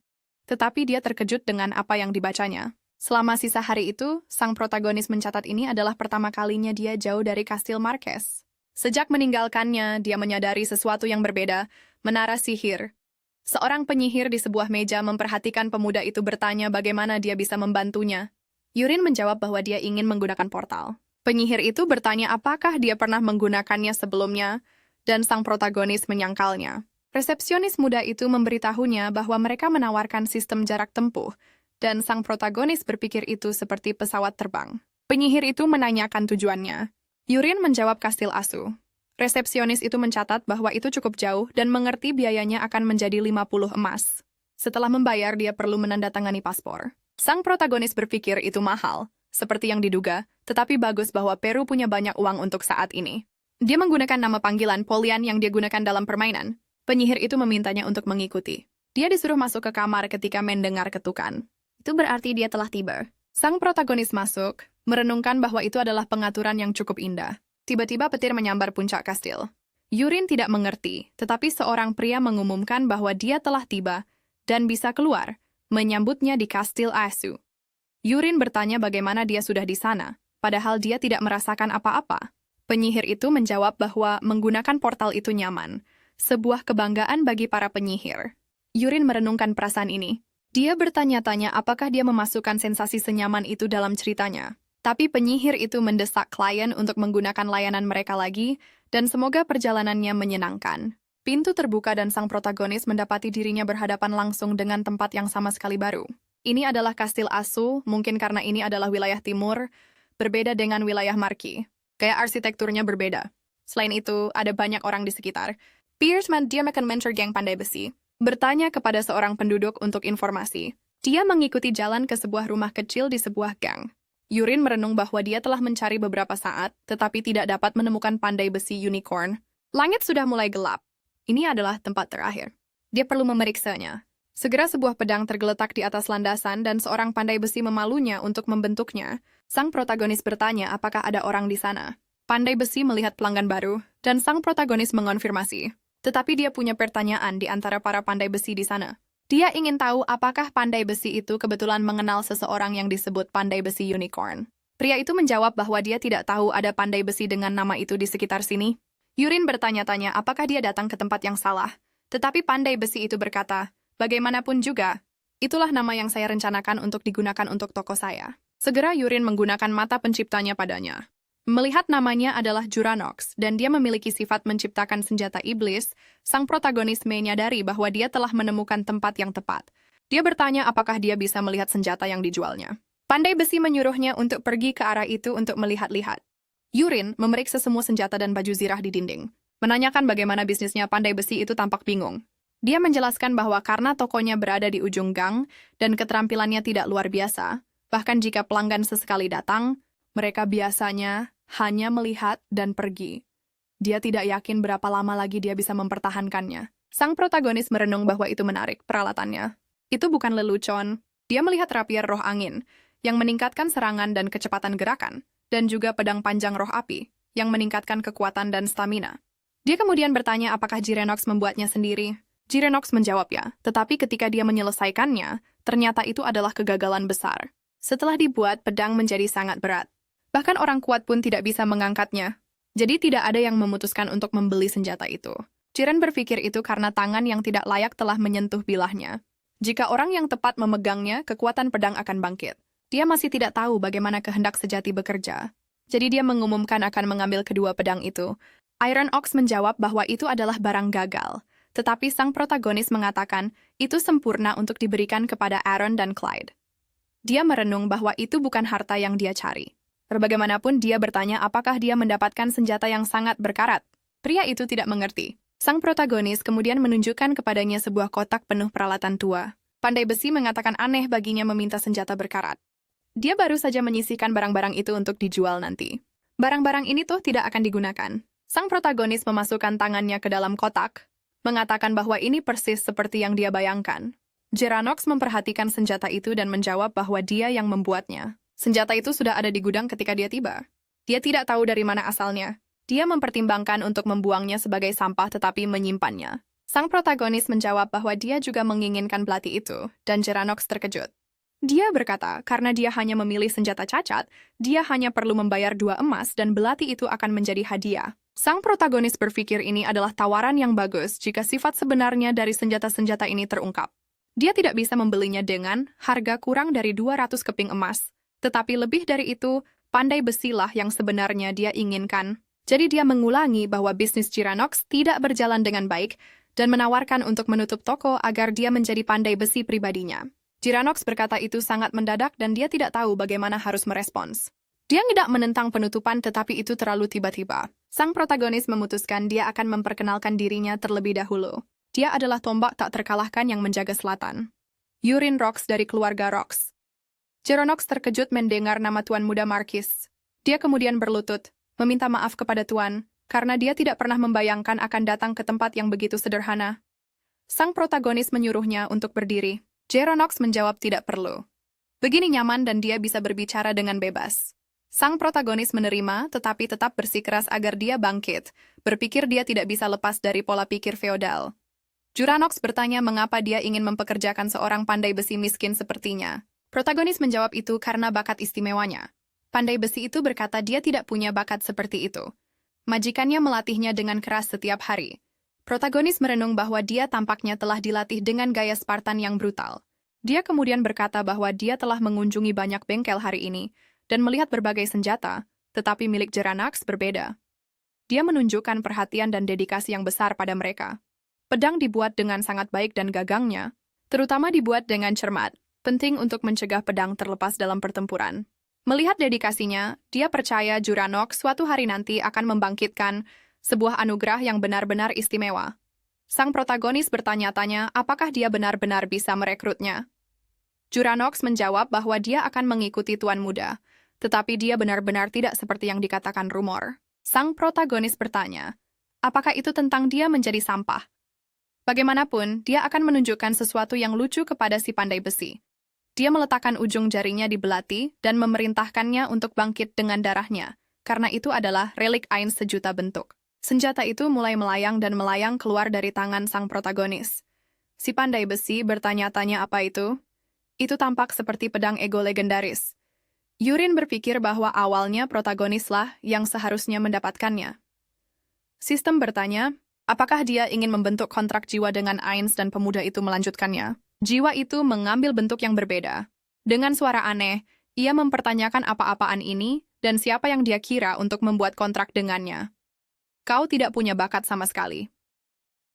Sang protagonis berpikir itu kecewa karena tidak merasakan mana yang datang darinya, tetapi cara bicaranya sangat arogan. Pedang itu berkata, ini menyebalkan. Seorang pria sepertimu benar-benar memenangkan kontrak. Bagaimanapun, bagaimana kau tahu tentang mantra pelepasanku? Sang protagonis menjawab dia mendengarnya dari seorang nabi besar, berpikir dia baru saja mengarangnya agar ceritanya koheren. Ans bertanya bagaimana nabi besar itu bisa berbicara dengan orang sepertinya. Dan bagaimanapun, kau pasti tahu tentang kemampuanku. Sang protagonis mengonfirmasi bahwa Ains adalah peralatan bentuk bebas yang dapat membelah menjadi tubuh primer dan sekunder yang mampu berubah menjadi bentuk apapun yang dibayangkan pengguna. Dalam cerita aslinya, protagonis menggunakan pedang dan perisai. Bahkan, jika senjata sekunder hilang, itu hanya akan kembali ke tubuh utama. Ains berkata, dia mungkin tidak tahu cara menggunakannya, karena itu hanya bisa digunakan dengan mana. Dia harus menyerah karena itu.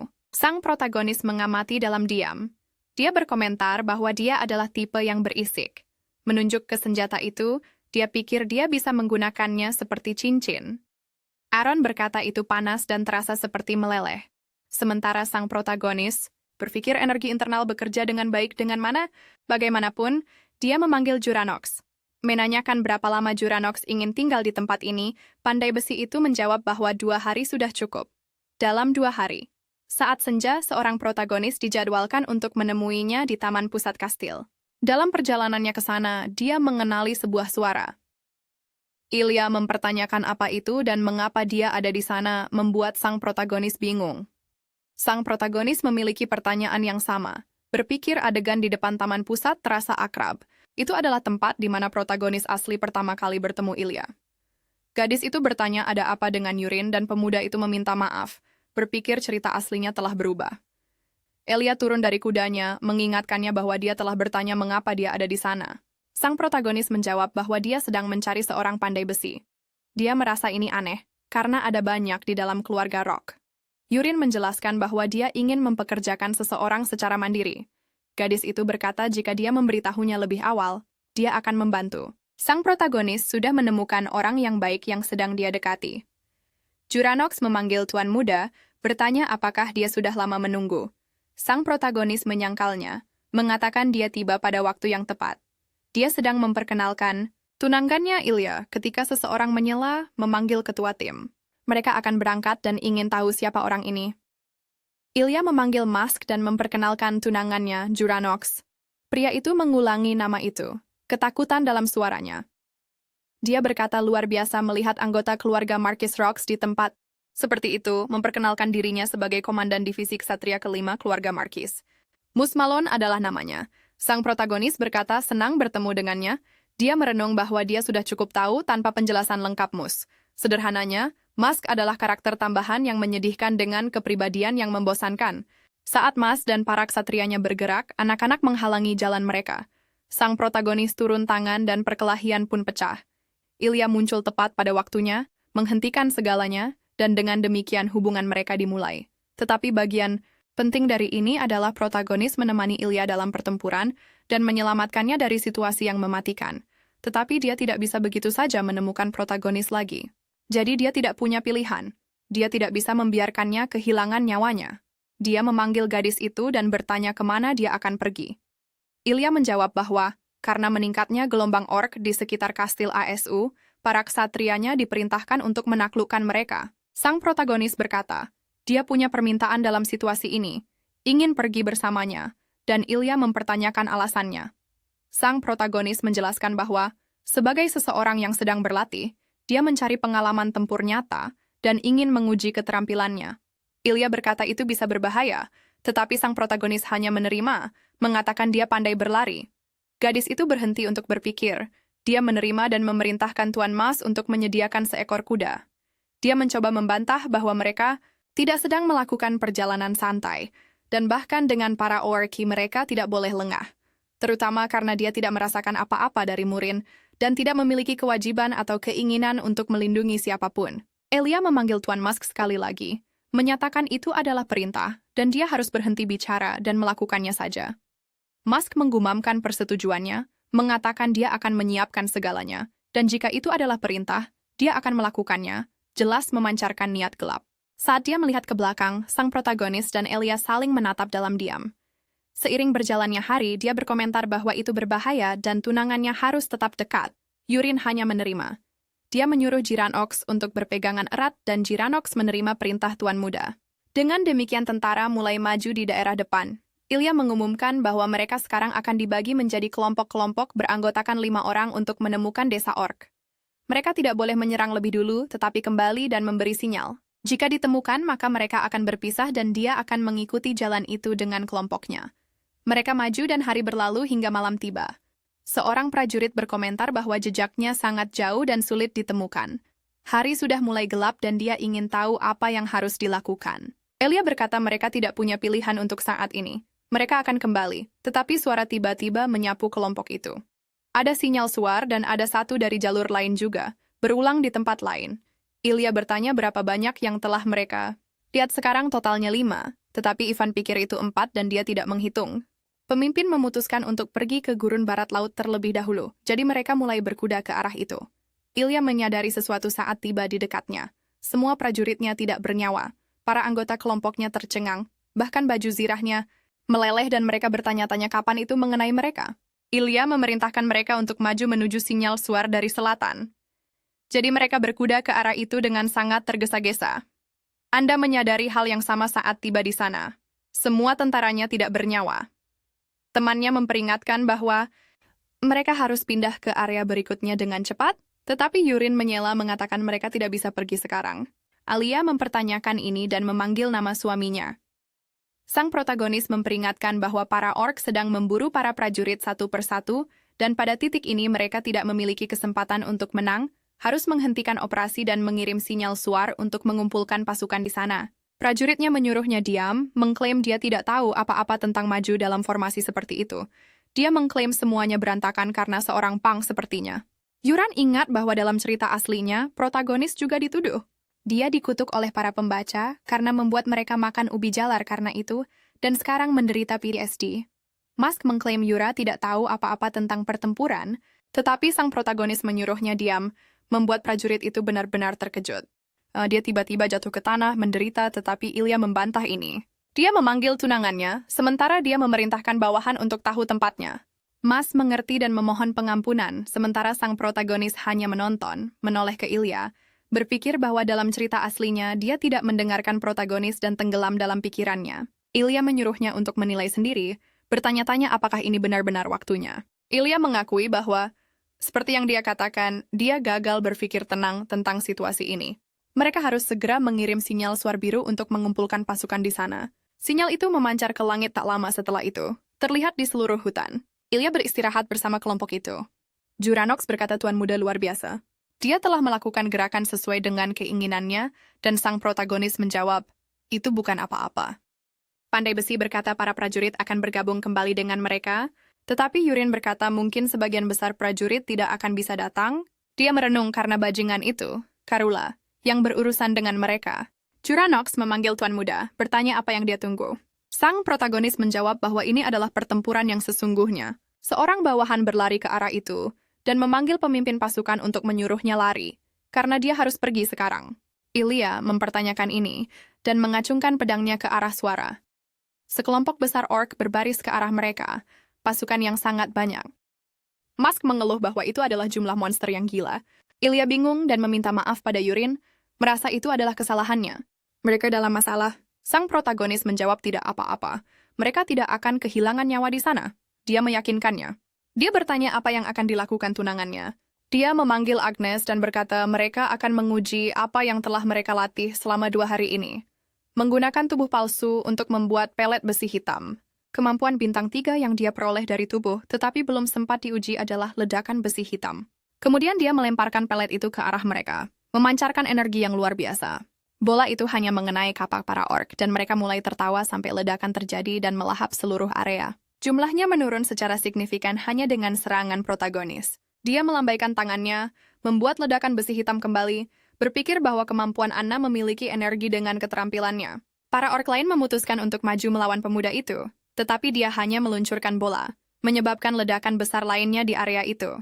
Ilya mempertanyakan apa yang telah dia lemparkan. Para protagonis mengatakan itu adalah bola besi hitam dan akan menjelaskan secara detail nanti. Namun jumlah orc telah sangat berkurang. Ilya bertanya apa yang sedang dilakukan pasukannya karena mereka bisa menang. Sekarang adalah kesempatan mereka dan mereka harus mengalahkan orc yang tersisa yang maju melawan makhluk-makhluk itu. Ilya berhasil memisahkan salah satu dari mereka. Bawahannya dengan susah payah berhasil menyerang yang lain. Salah satu orc yang menonton tercengang, tetapi kemudian dia berhadapan langsung dengan sosok kemerahan, kali ini menatap dengan ketakutan. Sosok itu kemudian mencengkeram kepalanya dengan tangannya. Ilya dan pasukannya tiba-tiba berbalik. Dia mempertanyakan apa benda ini. Ukurannya tidak masuk akal. Dengan makhluk itu yang telah meledak, si orc, sang protagonis berpikir akhirnya muncul. Itulah Karuta, prajurit orc legendaris. Jika mereka bisa menangkap si sombong ini hari ini, semua orang akan kehilangan nyawa. Kuruda mengeluarkan raungan yang menyiksa semua orang di area itu. Menyiapkan pedangnya di permukaan. Dan Topori, dia melompat ke arah Ilya. Gadis itu berteriak bahwa dia perlu menghindar, tetapi suaminya menahannya, bertanya mengapa dia diam saja. Dia menariknya menjauh dari dampak serangan. Dia berkata mereka hampir kehilangan nyawa. Ili terkejut melihat bawahannya tak bernyawa. Karuta meraung, menatap tajam ke arah protagonis. Yurin hanya melemparkan ledakan besi hitam ke arahnya. Ledakan itu melesat ke arah leher Ogre, lalu meledak seperti ledakan. Tetapi Karuta tetap tak tersentuh dan meraung lagi. Dia menggumamkan sesuatu saat berjalan ke arah para protagonis. Irene bertanya-tanya apakah itu tidak berhasil. Posturnya seperti prajurit orc dan kulitnya sekeras baja. Helia mengutuk pria itu, menuntut bagaimana dia berani mengalahkan bawahannya seperti ini. Dia memancarkan aura pedangnya, bersumpah dia tidak akan memaafkan ini. Kemudian dia menyerang dengan keterampilannya dengan kecepatan ekstrim. Pedangnya beradu sama kuat melawan para prajurit orc. Mereka bertukar beberapa pukulan, tetapi Karuda tetap tak tergoyahkan, hanya menangkis semuanya. Para bawahan bersorak untuk pemimpin tim mereka, mengatakan dia benar-benar keren. Karen berpikir, seperti yang diharapkan dari Ilya, sifat Ratu Pedangnya sangat kuat. Tapi itu masih awal novel. Damit berpikir dia cukup kuat untuk mendorong Kuruda sejauh ini. Bahkan memotong baju besi dan kulitnya, monster itu benar-benar marah. Untuk pertama kalinya, menarik perhatian gadis itu. Dia meraung memancarkan auranya, dan Alia bertanya-tanya bagaimana dia bisa melakukan itu. Karuta melihat ke samping dan dengan cepat menggerakkan pedangnya, memaksa Ilya untuk menangkis. Sama seperti di cerita aslinya, Ilya dikalahkan oleh Karuta. Para prajurit pergi untuk merawat pemimpin tim mereka. Ilya berkata itu memalukan, tetapi dia tidak bisa mengalahkan monster ini. Mereka perlu melarikan diri untuk bertahan hidup, tetapi sang protagonis melangkah ke depan pertempuran. ORC memanggil Yurin dengan bahasa binatangnya. Sementara itu, sang protagonis hanya menggenggam belatinya, bersiap untuk melemparkannya. Dia meluncurkan ledakan langsungnya ke makhluk itu. Haruta dengan mudah menepis serangan itu. Yuri berpikir belati yang dilemparkan dengan ledakan langsung hancur dengan satu pukulan sederhana, seperti yang dia duga.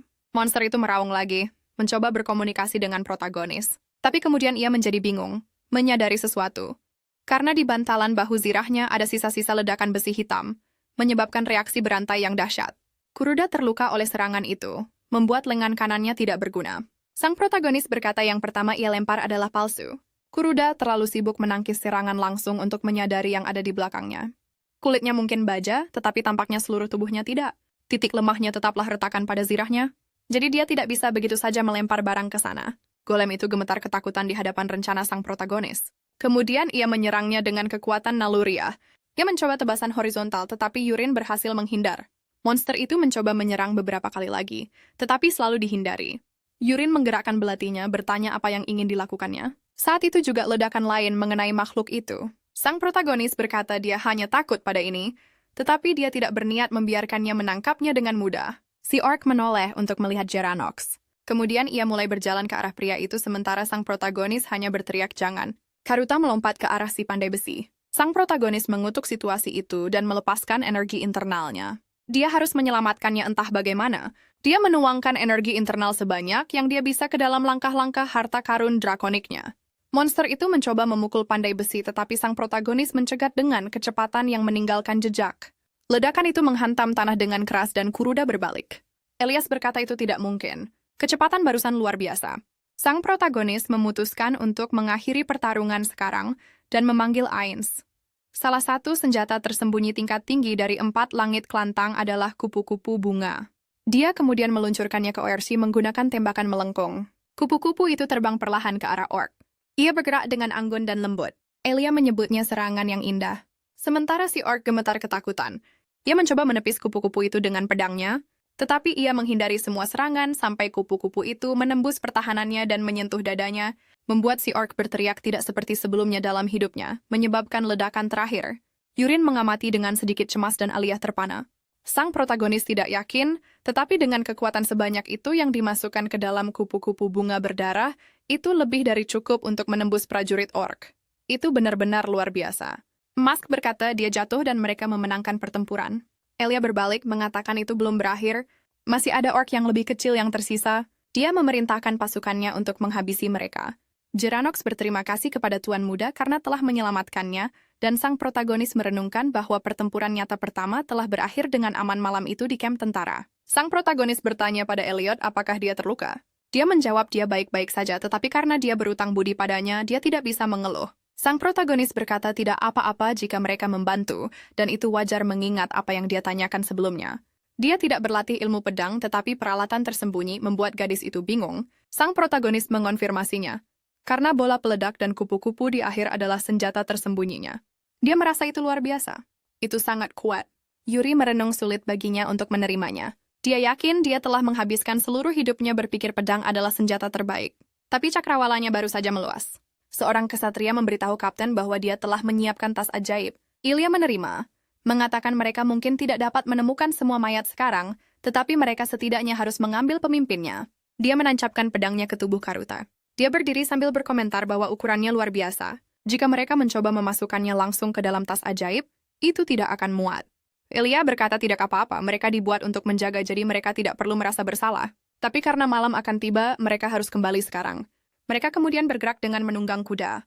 Saat Mask bertemu kapten, dia bertanya di mana dia berada. Sinyal api telah terjadi sejak lama. Pria itu tampak bingung dan berkata mereka disergap oleh orc jauh dan tertunda karena pertarungan. Elia mengerti tetapi ingin tahu di mana yang lain, karena hanya tersisa 2.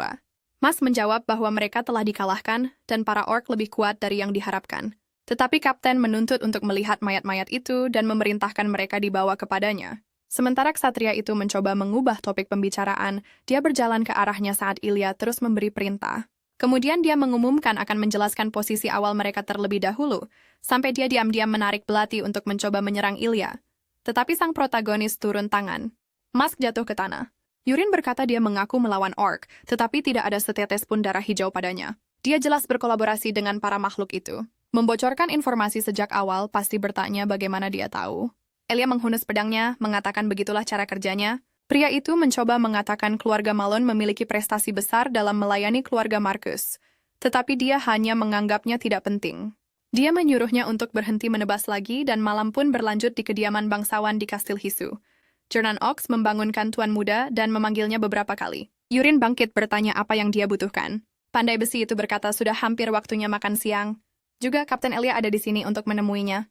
Gadis itu muncul mengenakan gaun hitam, bertanya apakah tunangannya sudah tidur nyenyak. Sang protagonis benar-benar bingung.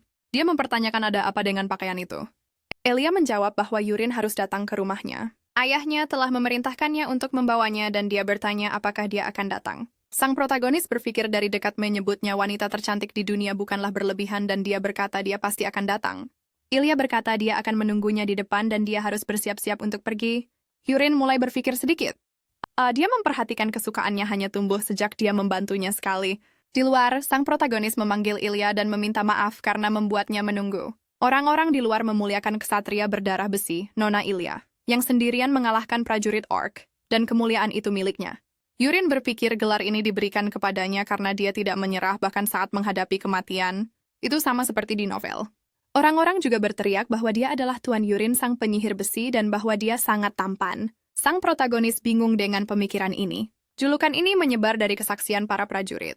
Dia menduga mereka melihatnya memanipulasi bola logam dan mengira dia adalah seorang penyihir.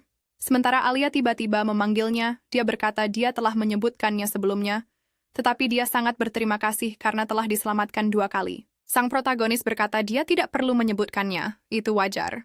Gadis itu mengumumkan bahwa pada fajar dia pergi ke hutan untuk mengambil mayat-mayat dari medan perang yang mengerikan itu. Sungguh memilukan melihat mereka semua di sekitar hutan. Kemudian dia menyadari sesuatu, jika bukan karena dia kemarin, mereka akan berakhir dengan cara yang sama. Sang protagonis menunduk sambil berpikir. Ella menyatakan akan berlatih lebih keras dan menjadi lebih kuat. Dia akan melampaui semua orang tanpa kecuali dan tidak akan pernah terkalahkan lagi. Sementara Yurin berpikir dia telah benar-benar mengembangkan bakatnya. Para penyihir menyiapkan portal ke wilayah Marcus. Elia berkata karena tidak jauh, ayahnya mengirim penyihir keluarga. Seharusnya cepat. Bertemu di tengah portal, para penyihir itu mulai merapal dan sihir teleportasi pun dilakukan. Yurin dan Jeronox tercengang dengan hal ini. Ilya menyebutkan sudah lama sejak terakhir kali dia mengunjungi wilayahnya. Sang protagonis berpikir pemandangannya berubah dalam sekejap. Merasa sedikit pusing, Jeronox bertanya apakah semua keluarga bangsawan memiliki kediaman yang begitu besar. Bagaimanapun, sepertinya sang protagonis dipanggil untuk makan. Dalam cerita aslinya, sang protagonis hanya makan sup berputar dari wilayah Marquez setiap hari, tetapi hari ini dia akhirnya akan mencicipi masakan bangsawan yang sesungguhnya. Marquez menyambut menantunya, menyuruh Yurin masuk. Yurin mencoba membungkuk, tetapi Marquez menyuruhnya untuk duduk saja karena tidak perlu formalitas. Pemuda itu hanya menerima dan duduk di seberang Ilya. Marquez berkata dia harus berterima kasih terlebih dahulu karena sebelum menjadi tunangannya, dia adalah putrinya dan dia berterima kasih karena telah menyelamatkan nyawa Ilya. Protagonis berkata itu bukan apa-apa, hanya sesuatu yang harus dia lakukan. Kemudian makanan disajikan kepada mereka. Protagonis menunggu dengan cemas untuk diungkapkan. Itu adalah sup churin spesial keluarga Marquis. Marquis berkata bahwa, mirip dengan keluarga Rox, mereka memiliki resep rahasia dan tradisi mereka adalah makan churin setelah pertempuran. Jadi silakan, Anda harus menikmatinya. Dan Yurin berterima kasih atas makanannya. Mencoba meyakinkan dirinya bahwa dia mampu. Tiba-tiba, saat mereka makan, Marquis bertanya kapan mereka berencana menikah. Sang protagonis bingung dan sang Marquez berkata itu tentang putrinya. Yurin berpikir itu pasti sebuah ujian. Sang Marquez mungkin tidak menyukainya karena rasa sayangnya -10 bahkan setelah menyelamatkan putrinya. Jadi dia menjawab dia akan menikah sekarang jika bisa, dan Alia merasa malu dengan ini. Sang protagonis melanjutkan bahwa dia bukan pewaris keluarga, dan masa lalunya yang bermasalah membuat orang meremehkannya. Untuk menjadi layak bagi Ilya, dia akan mengubah dirinya, dan begitu dia menjadi pewaris, dia akan menjadikannya istrinya. Sang Marquez mempertanyakan apakah dia pikir ini mungkin, karena dia mendengar adik laki-lakinya dianggap jenius. Apakah Anda benar-benar berpikir Anda bisa melampauinya dan menjadi pewaris? Yurin menjawab dia pasti mampu. Sang Marquis tertawa, mengatakan dia benar-benar telah berubah seperti yang diklaim rumor, dan dia akan mendukungnya. Tetapi dia mengubah topik, menyebutkan bahwa sebelum Yurin tiba, sebuah pesan datang dari Wellington. Kehadirannya sudah sampai ke keluarga Rock dan seseorang memberitahunya melalui komunikasi sihir. Sang protagonis mempertanyakan apa yang dikatakan ayahnya, dan sang Marquez menjawab bahwa mereka harus berkomunikasi. Setelah makan, sang protagonis hanya berterima kasih padanya dan menatap Ilya saat dia makan, bertanya-tanya mengapa dia dalam suasana hati yang buruk lagi. Bagaimanapun sepertinya dia berhasil meninggalkan kesan yang baik pada Marcus. Di ruangan lain komunikasi dimulai, seorang penyihir membawa bola itu ke rumah tangga Rox, kemudian mulai memproyeksikan citra sang tuan. Sang protagonis berpikir itu seperti proyektor atau panggilan video. Pemuda itu memanggil ayahnya dan meminta maaf, sementara ayahnya mengutuk anak nakal itu. Tetapi dia kemudian bertanya apakah dia terluka dimanapun dan sang protagonis menyangkalnya. Wellington segera mengubah topik, ingin tahu apakah benar dia telah menyelamatkan Ilya dan mengalahkan seorang prajurit orc. Sang protagonis menjawab bahwa dia hanya sedikit beruntung. Ayahnya mengerti, mengatakan dia akan mendengar detailnya sekembalinya dan ingin tahu kapan dia akan pulang. Yurin memutuskan dia akan kembali lusa. Ayahnya memperingatkannya untuk membawa saudaranya ketika dia datang, membuat pemuda itu terkejut. Sang Marquez berkata Yurin akan pergi besok pagi, tetapi akan lebih baik jika dia tinggal beberapa hari lagi. Dan Yurin menjawab bahwa dia ingin. Namun ayahnya telah memberinya tugas. Sang Marquez berkata itu sangat disayangkan, tetapi dia akan menyediakan portal ajaib agar dia bisa bepergian dengan nyaman. Yurin menghela napas sedikit tetapi memutuskan untuk menolak. Tidak peduli seberapa bersyukurnya dia berada pada level di mana dia perlu meningkatkan keterampilannya dengan berlatih sendiri dan akan lebih baik untuk tidak bersantai dengan teleportasi. Sang Marquez berkata, dia benar-benar telah menjadi orang yang berbeda. Dia bersemangat untuk menemukan seberapa kuat Yurin akan menjadi, dan sang protagonis berterima kasih padanya. Elias tersenyum mendengar jawaban itu dan Yurin dia pasti menyukainya di luar. Sang protagonis berpikir dia punya alasan untuk tidak menggunakan teleportasi keluarga Marquez. Juranok berkata jalan ke ibu kota ada di arah lain, dan Yurin telah mengatakan mereka akan pergi ke sana. Protagonis mengumumkan mereka perlu berhenti di suatu tempat sebelum itu, sebuah gunung besar di sebelah Marquis yang dikenal sebagai Lembah Naga. Jeranox mempertanyakan ini, mengatakan dia ingin pergi ke sana sebelum menuju ke bengkel. Dia bertanya apakah Tuan Muda juga akan membuat permintaan, tetapi protagonis menyangkalnya. Sebaliknya, dia akan mengambil alih harta karun. Berpikir itu adalah sesuatu yang akan ditemukan protagonis asli nanti. Mereka terus berjalan melewati tempat itu. Gua yang disebut Lembah Naga adalah rumah spesies di zaman kuno. Bawahannya berkomentar bahwa ini masih pagi, tetapi ada banyak orang. Dia bertanya apakah benar-benar akan ada harta karun di sana, tetapi sang protagonis mengatakan itu salah, dan dunia penuh dengan rahasia. Jadi Juranax harus mengikuti, karena mereka akan pergi ke depan gunung, dan Juranax menerima. Mereka berjalan dan si pandai besi terengah-engah, berkomentar bahwa tidak ada apa-apa di sana. Sang protagonis bertanya-tanya apakah ini pintu masuk yang telah dia atur dalam bentuk pintu mobil. Dia melihat sekeliling bertanya-tanya apakah ada orang di dekatnya. Sang protagonis memutuskan dia akan membuka pintu mobil saja. Mereka tercengang ketika pintu itu tiba-tiba terbentuk dan terbuka ke samping. Jeranoch berkata ini benar-benar mustahil.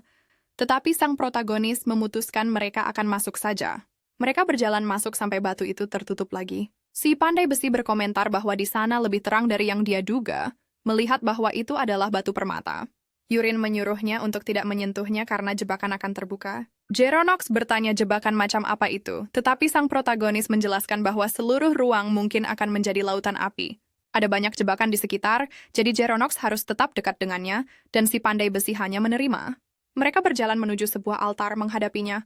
Jeranox berkata itu luar biasa, tetapi tidak ada apa-apa di atasnya. Sang protagonis mempertanyakan apakah Jeranox tahu apa yang tersembunyi di baliknya, karena lembah naga palsu berakhir di sana dan di balik dinding itu dia merasakan energi orang-orang. Sekarang mereka berdoa kepada mereka berdua. Sang protagonis memutuskan mereka akan melihat harta karun itu, mendorong pegangan di bawah altar, dan pintu masuk terbuka, dan Juranox berkata itu luar biasa. Semuanya adalah 3 kantong koin emas. Yurin mengambil sebuah kotak, berpikir bahwa ini lebih berharga daripada koin. Itu adalah giok prajurit dengan efek kelahiran kembali, penting untuk menjadi lebih kuat. Mereka bergerak maju dan Juranox bertanya kemana mereka harus pergi. Yurin menjawab ke menara sihir di Kastil Haisu. Pandai besi berkata bahwa bahkan pada jam ini banyak orang masih berdoa di depan. Kemudian pemuda itu menyadari kehadiran dan tekanan yang tenang. Dia menggunakan mata pencipta pada wanita itu. Namun tidak ada yang terjadi dan sang protagonis berpikir dia baru muncul nanti di novel. Jeranox mempertanyakan apa itu. Sang protagonis bertanya-tanya bagaimana auranya begitu kuat.